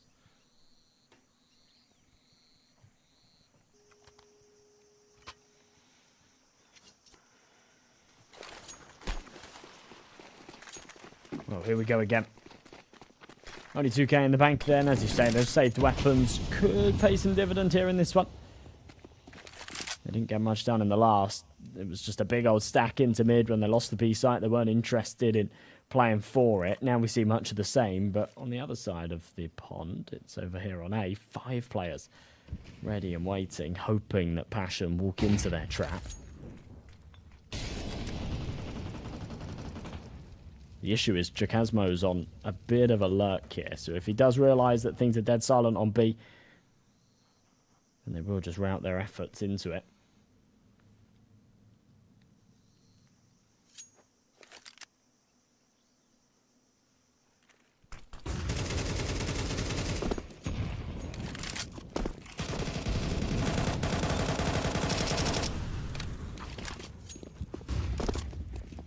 And yeah, here it is. It's come up red again.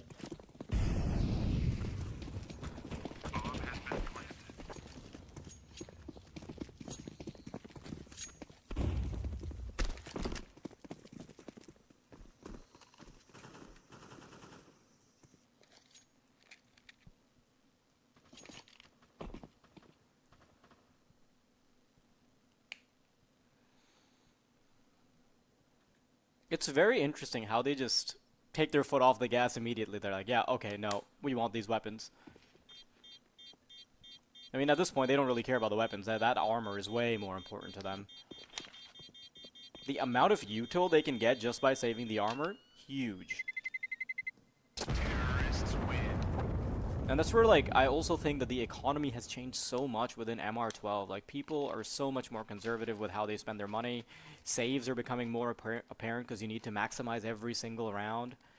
Just that margin of error has decreased. And honestly, like, in my personal opinion, I think we see a more condensed, more solid style of Counter-Strike because everybody's trying to maximize every single round. Just having a... Like, some would argue that having less of a margin of error, like, allows for less expression and things like that, but... It does also force players to play, like, optimally, I guess.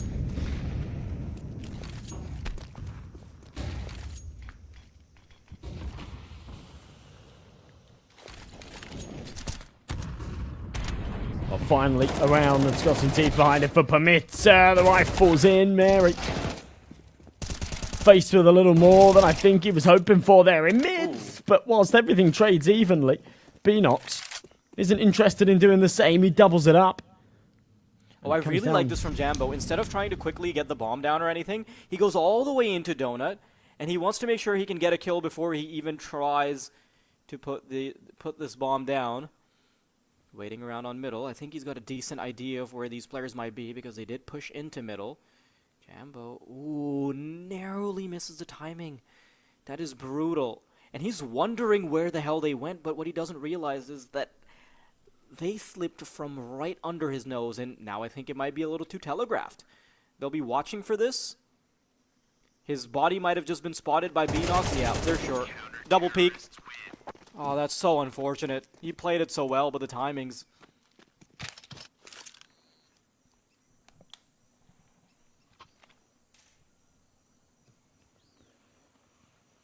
Big round there for Permitter. You say, I mean, it probably would have been better if he had the bomb on his back, been able to get it onto that site. The issue was, as it was left behind, that smoke in mid. Whilst Permitter didn't necessarily know they had it. It was a big old trek for Jambo to go and retrieve it as well. Wanted to play for the frags instead. Rifles all round. No AWP in this one. It's quite an expensive round in the last.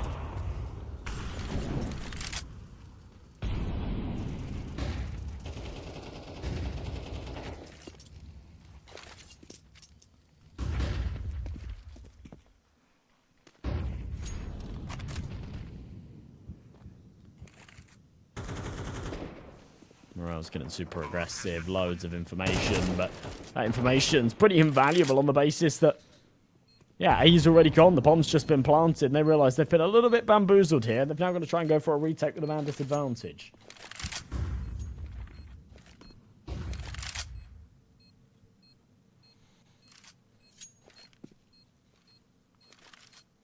I really respect the fact that Passion have been able to keep their composure after such a devastating loss on the first map, and I think we did highlight quite a few times that, hey, it's not their own map pick, so it should be fine, but remember, they're heading into Ancient where they're playing the T side, so to play this T side to perfection against a very experienced team, at least on the individual level, is quite impressive to me already.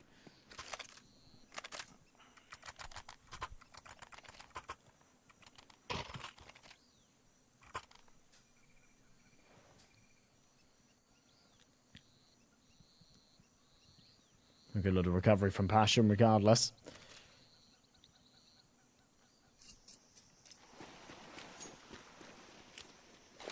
Round number 6 underway. A whole load of util for both teams to work with, and now we're going to send some into middle, which won't be contested here for the T side, at least not for the moment. Deep nades in. Don't really do too much either. That one should be pretty hefty, and it will be. There'll be a fast play into this B site, and these opening jewels are so important as Veggie falls first.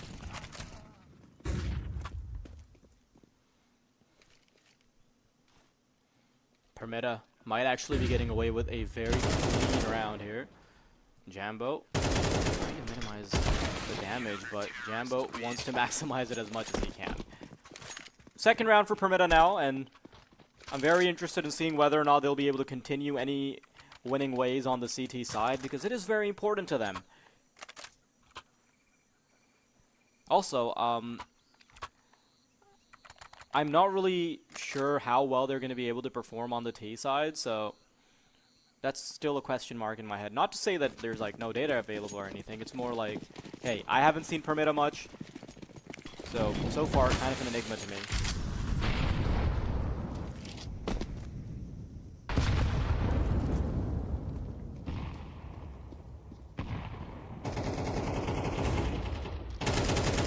Asmo might actually be able to find the timing. Needs to back off because he catches a player on the boost.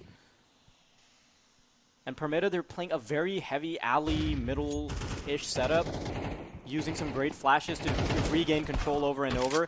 But this two-man setup is immediately punished. Veggie coming through from B ramp, and now Morals knows that it is his cue to start helping out. Zerofix, in the meantime, has punished the middle player, and they've got the bomb. They've got a chance to quickly barrel it towards A, and the only player they have to get past is Mast. But no. They're instead going to route their efforts with at least one player being in Red Room. I think Mast has a really good read on this. Instead, he's going to go all the way. He's going to want to sneak into Red Room, and he even realizes that a player has crept past the smoke. So Veggie is being told over TeamSpeak, most likely, to be cautious of this player coming through. Yup, fantastically communicated. crisp stuff. Zero fix.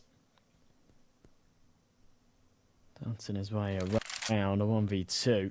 At least he's got the bomb. Sorry, a 1v3. I couldn't even see Veggie. He's so low on health.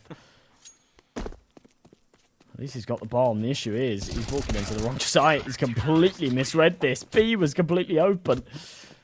And he walked straight into the waiting crosshair unmasked. It's going to go 4-3. Permits are allowed another on the board. Good stuff here. Really good stuff. Let's keep this one contentious.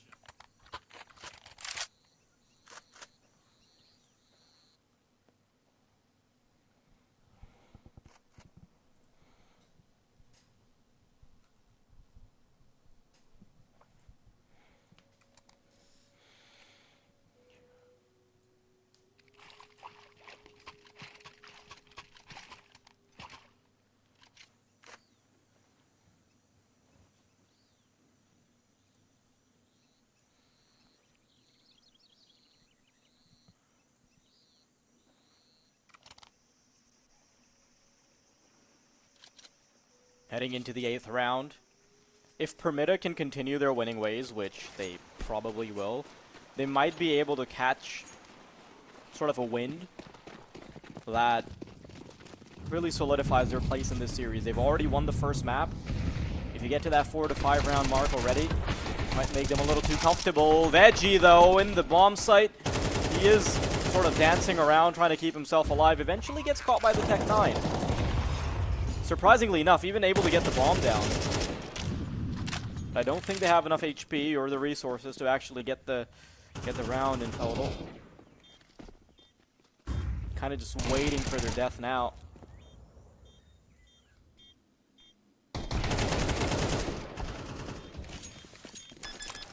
There it is. Okay, well, recover quite nicely. Chakazmo does take one more down before he drops, but 4-4, things are tied up. Permita again looking decent.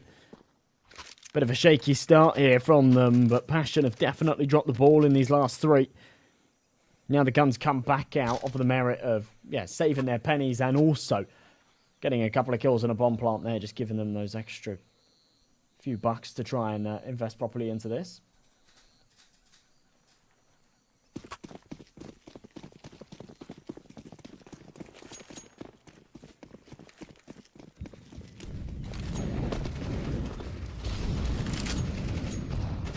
Oh my goodness, look at the amount of damage being dished out on middle. Fear and Eschilla already waved goodbye to. And I think Morals is about to creep out as well from Ali. Surprisingly enough, they're able to keep a lid on things. I really thought this was just going to continue to be domination from Permita. And it boils down to a 3v3 where they can kind of start to take their own pace. The problem is, Mast. He's in the back lines, he's got an AWP, he spotted the bomb.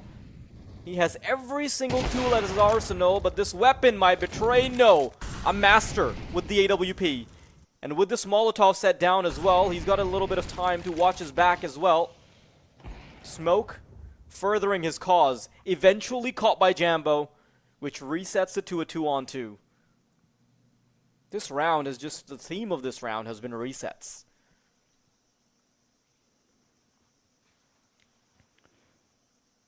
2v2 and the bomb working his way around to 8. It's an open site, so they'll be able to waltz right in and plant it if they want to.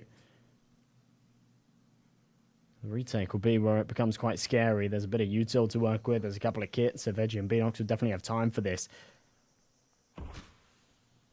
Just not willing to commit a man onto this A site. They'll play for the safety and numbers instead later in the round. Actually, Beanox starts to realise it a little bit sooner. A nice shot from Jacazmo. I think that probably seals the deal here. Veggie's 2v1. He'll have a crack at this. Might catch him on the cross. Okay. Veggie doesn't know where the second man is, but he's the one that planted the bomb. He should know he's around here somewhere. He's just going to hold this. Oh my god, Jambo causes bluff. No way! Oh, he's actually got it done. That was the defuse, no? Yes, it was. That is absolutely crazy, and that was such a wacky round through and through. We start off with a 5v3 CT advantage, which goes to a 3v3, back to a 3v2, back to a 2v2, back to a 1v2 for the team that started with the advantage, and then a ninja defuse for the solitary player. Holy hell. And these are the kinds of rounds where Passion, they really struggle. I'm not saying they struggle to close it out, it's just that every time something bad like this happens, I cannot imagine how devastating it must be. Maybe there's a bit of luck to it, maybe there's a bit of a scare factor for them. Who knows? Veggie, though, creeping forward. I don't think they're going to be checking for him. Oh no, that's such a nasty spray down. He even gets the third with the A1S. And he's feeling charged up. He's feeling Super Saiyan as he goes. Veggie, more like Vegeta, as he gets a 4K. Info on Zerafix as well, and Veggie's almost in their spawn. There's no way he gets away with a 1v4 here. He'll try and slip out, but yeah, this is a buy round. Veggie's treating it like he's against pistols. He is absolutely farming, and he will be the next point of contact here as well if Zerafix does want to try and reel this back any further. Instead, looking to re-aggress into mid, knows that there's 45 seconds left on this clock. A 1v3 is somewhat doable. And he doesn't really want to survive after time because he won't get any money. So he'll walk into Mary's cross set. Permitter will make it 6. And yeah, just unbelievable stuff there from Veggie again. Yeah, we get a chance to watch that again. That is just unbelievable. The fact that he's also got the awareness to recognize that Jackasmo would jump up on the right side. He's like barely checking this, like he's barely poking through the smoke, but he still got the advantage. I think the player that's closer to the smoke should be able to see first there, but he still wins out that duel. 6-4 Permitta, they're looking so strong right now.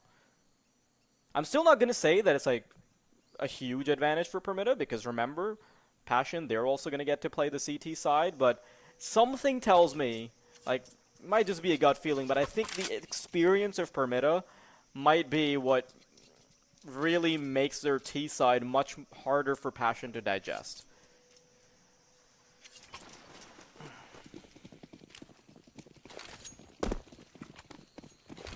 AWP unmasked again. Passion have been running this back round after round with just the rifles. It's been quite a while since we've seen a sniper in play for them. And even with the rifles, there's often the contingencies of a Galil or two. That's exactly what we'll see here. Bomb been left behind outside B. A little bit of early presence into A main, but they'll reel it back. Nice chiller. Does need to be careful. Mitter have read this quite nicely. With Mast holding the bottom of mid, Morels has got a little bit of free reign to work with here. He does take the contact. No, in fact, it'll be Veggie to do so. He's now got the information, but they spam him through the wood. That's a big entry. That's an even better follow-up. Oh, Eschilla. The Grim Reaper narrowly misses his head with a scythe.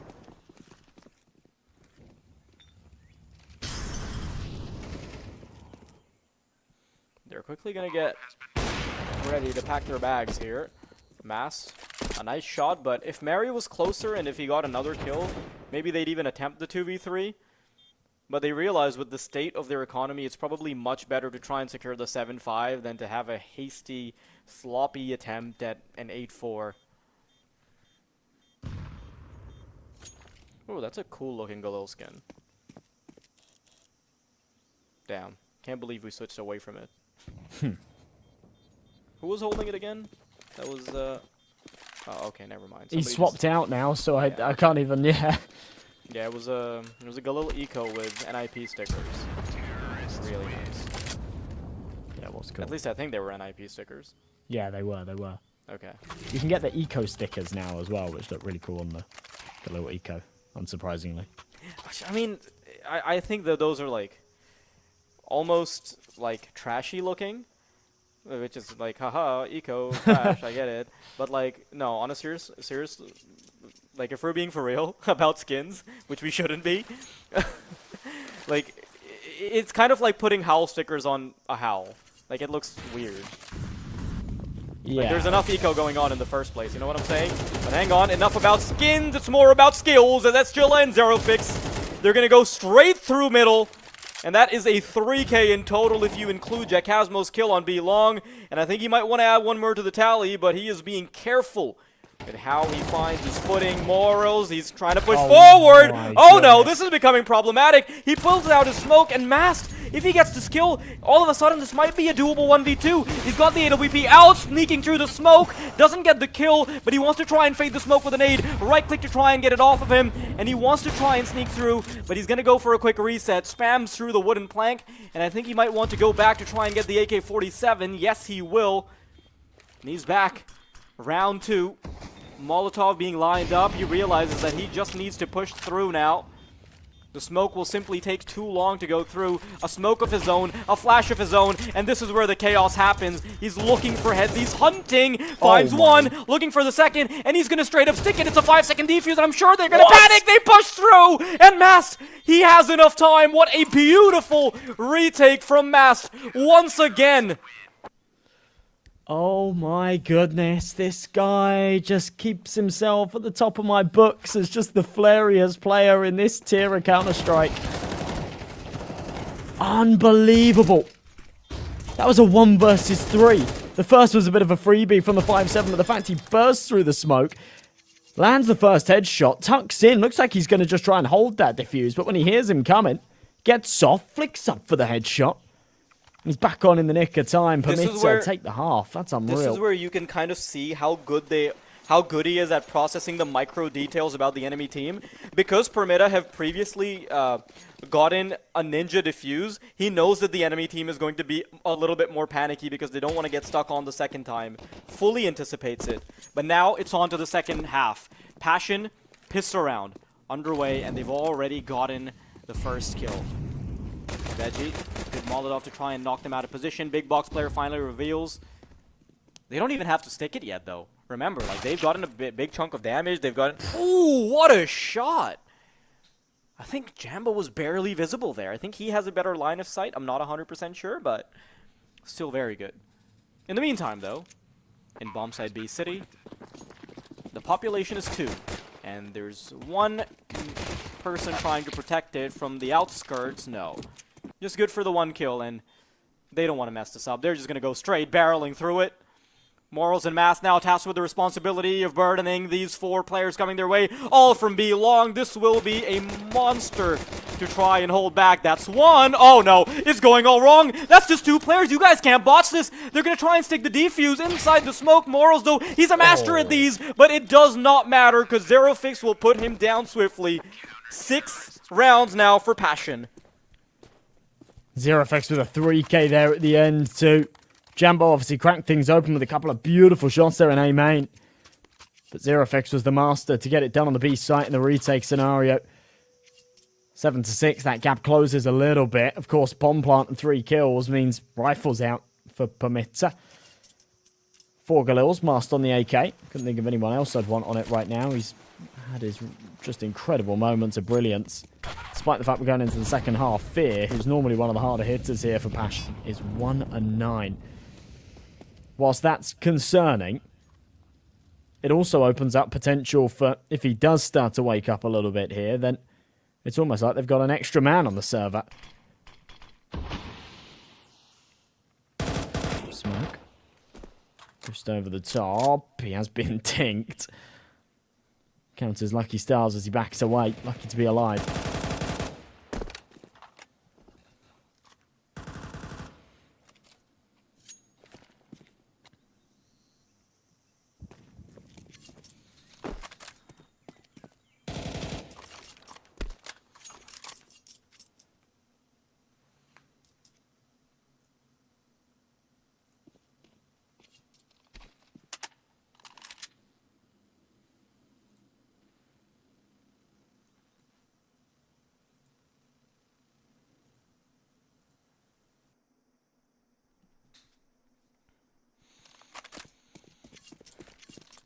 Bit of a slower round regardless from Permita.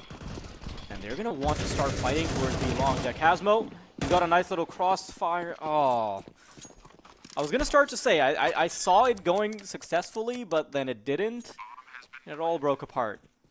Before a retake can even start to find any footing, they're already gonna be in position to try and save. Hang on, though. If there's any over-aggression, we might actually see the attempt here, Josh. It's certainly plausible with Beanox low. Okay, plays that well. Says, you know what? Going to cower into the safety of my teammates who have got a little more HP than me. Yeah, they were trying to charge him down if they found that kill after a couple of seconds. I think they play for the 2v2, but without it, they realised that there's not a lot of hope in it. So carrying across those two rifles, definitely valuable, but a massive round recovery from Permitter after losing the pistol round to win the follow-up. Come away from it with an AK and two M4s as well. Not bad at all. 8-6, Permitter. Drawing closer and closer to the finish line for a 2-0 victory here, which, as I say, at the start of this, when you looked at the odds and whatnot, wouldn't have seemed too outlandish, but if you've been here watching the entire match so far, then you realise just how surprising that prospect really is.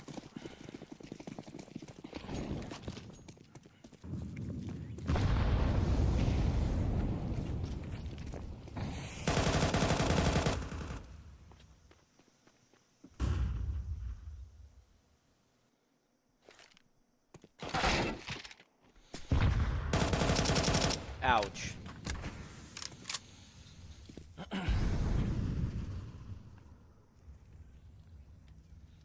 Bit of a slower start from Permitta, and this time around, Passion actually has a big chunk of room to work with. They've gotten so much map control, they've gotten Cheetah. The only thing they don't have info on is A main, and that's where they're going to put pieces together and assume the players are going to be H2e, though.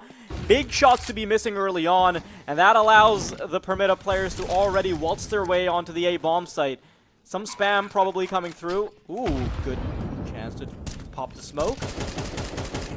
They don't creep through on the first try. Don't have any utility to try and do it again either. And they'll be dividing up their resources before they try and hit it again. A player coming through from CT spawn, Mary. He's on enough of an island where it could be a problem if he falls. A second player coming through as Mary tries to catch him. Ooh, he does! I thought Mary would be punished here, but now they quickly realize that there is no way they can get it done if they didn't find the main player. Backing off.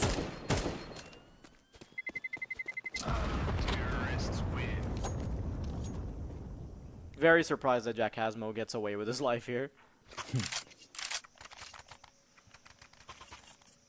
Yeah, it's kind of wild. Another round leaning in the favour of Permitta, though. Mary. Strapped for cash a tad. Oh, it's alright. They'll actually drop him. I was going to say he could buy. Wouldn't have a lot of util. Here for Passion. 2k in the bank all round. Zero fix, obviously, with that M4. Jacasmo with that AK that was safe from the last. They cannot try and invest around it, though. They've got to hope that these two stars shine and become heroes in this round.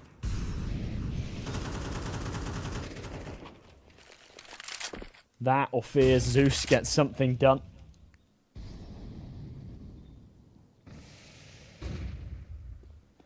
It's a powerful position for it, but also quite a predictable one. That's one of the rifles taken out already.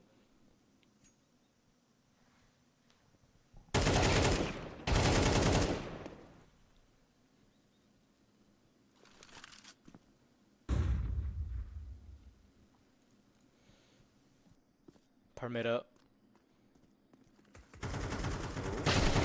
There. Oh no, that is so unfortunate. You know, I think Rops is the only person in the world that can consistently do that. I will never get over. I'm not ever getting over the fact that he had a Zeus on the pistol round in the finals of IEM Katowice. Yeah, it's and he even opened it up like it was nuke, and even like that was the first kill he got.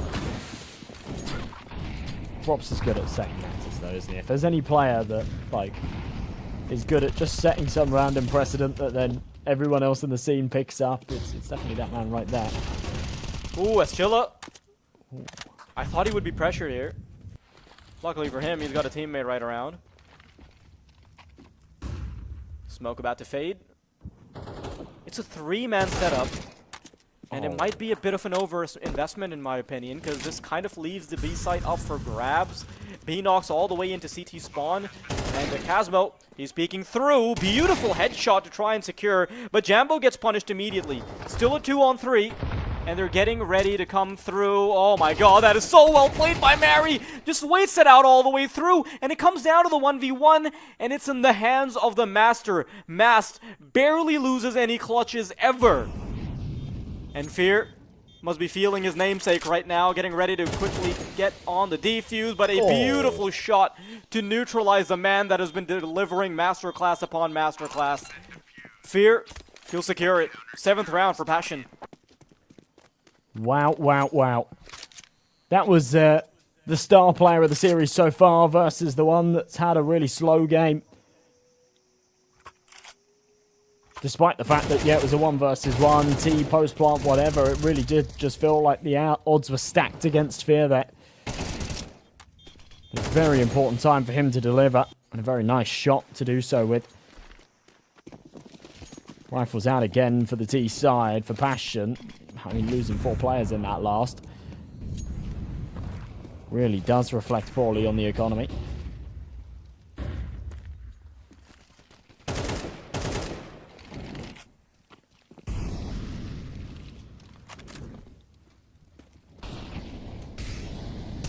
UA playing on a knife's edge right now. The round wind here would do them a lot of favours. Beanox will draw first blood. In fact, he'll take both.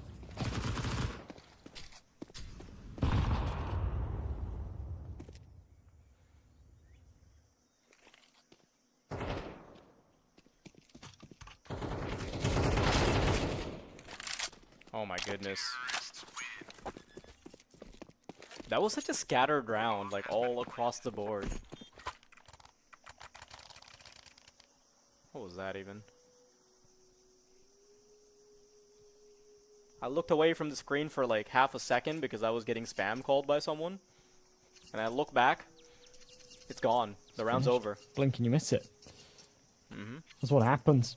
That's what happens when Beanox just farms early picks as well. Passion. I mean, I understand the initiative on the B aggression. Sort of saying, you know what, we don't have a lot of money. We got these MP9s. We do have to try and put them in the most advantageous positions. If you lose the opening 2 fights like that, everything's going to fall apart. And Eco here with a Deagle and a P250 invested and masked is, yeah, very, very, very ready for this. Sorry, does double up for 2. Ooh, okay. Couple of kills back. At least we'll merit a couple of AKs. Not gonna lie, Josh, I thought your teeth were falling out like live on broadcast. I was but I'm glad that's not the case. Yeah. Permetta, though, should be yet another comfortable round for them. No players to be found in the vicinity of the bomb site that needs to be retook. Retook? That doesn't sound right when I say it. Retook. Retaken. Retaken. Retooken. Retooketh and Retooked. Whomstead have thought that Xchilla would be able to save this AK? Not me, mate. Governor. I'm sorry, Josh. That just doesn't sound right coming out of your mouth. What? I mean, unbelievable. Unbelievable. I'm from East London as well. If anyone can say it, it can be me. Well, I'm sorry. I just didn't think It just you doesn't picked up sit on right, enough. Yeah, enough of the local stuff. You didn't marinate well enough. Yeah. There's a reason you're in the Netherlands now. Yeah, they exported me too early. Yeah, you're half baked. Sorry, that was actually just me.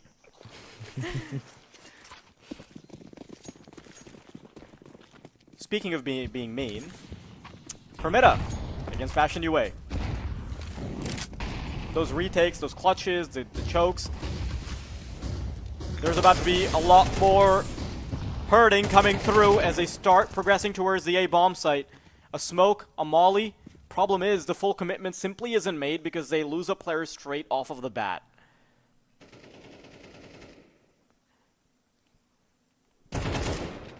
Mary, before he even gets to pull the trigger, Veggie's right behind him. A Molotov will make sure that there can't be a player tucked behind the bomb site. Veggie loses the duel, but that's okay. Mary's flames will eventually consume him. Mary, though, that is so well played in terms of how he's flicking his crosshair. Just incredible mechanics right there.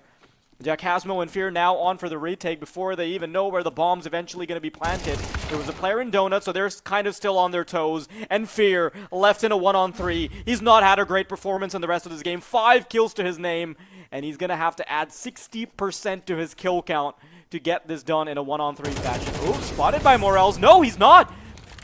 Molotov nips at him, but with 40 seconds on the clock, he's still thinking that it might be an A hit. He's going to be running towards it, spots a player, spams through the smoke, and he might actually get it done, Josh. I think he took my words personally. It's already added 40%. He's still expecting it to be the A-side hit. Mast, it's once again a 1v1 between Mast and Fear, and I don't think the Master will lose twice. Tucked behind the pillar. He's got full audio cues. Every advantage going the way of Mast right now, considering the audio. And as Fear starts to move in, Mast will start to rippity-rap around the site. He hears the util coming forward, and he knows where Fear is. Should simply be able to spam him away, and that's it. Permita, 13-7. And that is the second map and the series victory for Permita. You know, it's played masterfully, and then right at the end now, when Mask loses him in the smoke, he's like, oh no, oh no. And he just starts sort of spamming, and it gets a little bit messy, but very, very well played, and ultimately amazing stuff from Permita. For Passion, it's a shame that we're not going to a third map right now. Overpass should have been theirs, right? But yeah, sometimes that's just the way it goes. Obviously, they're 2-1, so they now sit 2-2. They've still got a good opportunity to win their next game and make it to the playoffs. And I really hope they do, because they're a roster that are very exciting, and I think they've got a lot of support behind them as well. So it'd be nice to actually see them beat some of the big teams that have been knocked out already and have a good shot against some more of them there in those playoff stages. I think it's so common to say that a roster is exciting, right? But to actually see that being translated onto the server, that's big. The fact that these games we've been watching from Passion have been so action-packed is beautiful to see. They're chaotic, they're great, and they're progressing every single game. I love to see it. And the fact that, like, you know, we've been talking about the choke, we've been talking about all these emotions and this and that. They had a good performance against Permita in the first map. That wasn't their map pick. They still delivered some really good blows to Permita. And even though they weren't able to close it out, you know what? They're still not out of the tournament. This isn't something that completely sweeps the rug out from under them. That is some masterful work, regardless in terms of just the development of the team. And I really hope to see that these players are going to continue to grow. But for now, we've got Permita, who have qualified, and Espionage as well from today. Both of these teams battling it out in the 2-2 bracket to get their third win and make it to the main Swiss stages. But, of course, that is not the only big thing for today. Josh, the other big thing is the jersey from the organization Big. We're collaborating with them to give away a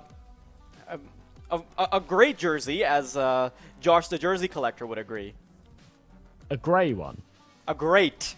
Great, right, sorry, yeah. Yeah, it is. It's very, very cool. I love my signed jerseys, and this...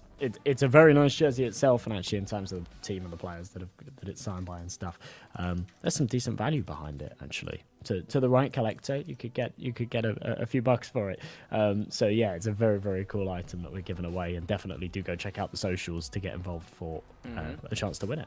Remember, guys, everything, all of the giveaways we're doing, all the clips we're posting, the highlights, some of the content we've done with the players, Compass is an all-in-one package for entertainment regards to Counter-Strike. So if you want to watch content, if you want to win giveaways, if you want to follow some of the most action-packed Counter-Strike as you've already just watched, like Passion versus Permita, this is the place to be, so make sure that you're following all of the Compass socials. But any thoughts on the scoreboard, Josh? We've got Passion, Permita, both teams having such incredible performances individually, but Permita, you know, they're able to scrape it out at the end. You know, like, I want you to talk to me about some of the pieces that made it happen. Well, I just kind of want to focus on the fact, firstly, that on the passion side of things, your two hardest hitters, your two, well, actually, not both of them going positive, but Jacasmo also almost going positive. Zerofix and Jacasmo are your two 16-year-olds. They're your two young guns that are putting up the big numbers. And that's exactly what's sort of not expected of them, but, you know, that's exactly what people want to see. On the other side, no surprise that Morels is sat right at the top, the pinnacle of that scoreboard, because he's fantastic. He's been on fire recently, and he's been putting up the big numbers. And Masked, right there behind him, his trusty sidekick, not only getting the kills, right, but think about how many high-impact rounds he had. Think about how many clutches he had. Think about the 2 versus 5 that was those two against everybody on the left-hand side of your screen to take them to overtime and eventually get them the win on overpass, right? It's not just about the numbers, it's about the impact that comes from them and about the rounds that are won through those kills. And yeah, those two guys were just absolutely farming them. And not to just sort of put all of the praise there, to be honest, all of the permitted guys had their moments of brilliance, and cohesively as a team were fantastic today. Absolutely. Now, this has been an absolutely wonderful day of Counter-Strike. 2 2-0s, but honestly, still very, very exciting games, especially that second one. Man, I think we saw, like, I think I said it during the broadcast as well, I think we saw the best retake in Compass so far, with Maz getting that 2 versus 5, and there's a lot more action coming your way. And if you've been enjoying this broadcast from the comfort of your home, remember you can also enjoy the comfort of a big jersey, which is going to be displayed on your screen right now. It's signed by all the players. It looks very cool. You'll feel like a pro player for the first 10 seconds you put it on, and then you'll remember that you're still at home. But that's okay. It might inspire you to become a pro player. So do go ahead and check out all of our socials and interact with the posts. That will give you a chance to be part of the giveaway. All the details, of course, on the socials. And I think that closes it out for us, Josh. Thank you all for tuning in. We'll be back next week with some amazing, well, no, we'll be back tomorrow with some amazing matches. And the next week, we've got, I believe we've got the main Swiss stages going, right, Josh? Yes, yeah, exciting stuff to come. So, yeah, and we won't necessarily be bringing you through all the action, but we'll have some wonderful colleagues that will be, and we'll be back in a few days' time for more Compass Counter-Strike. Absolutely. Stay tuned.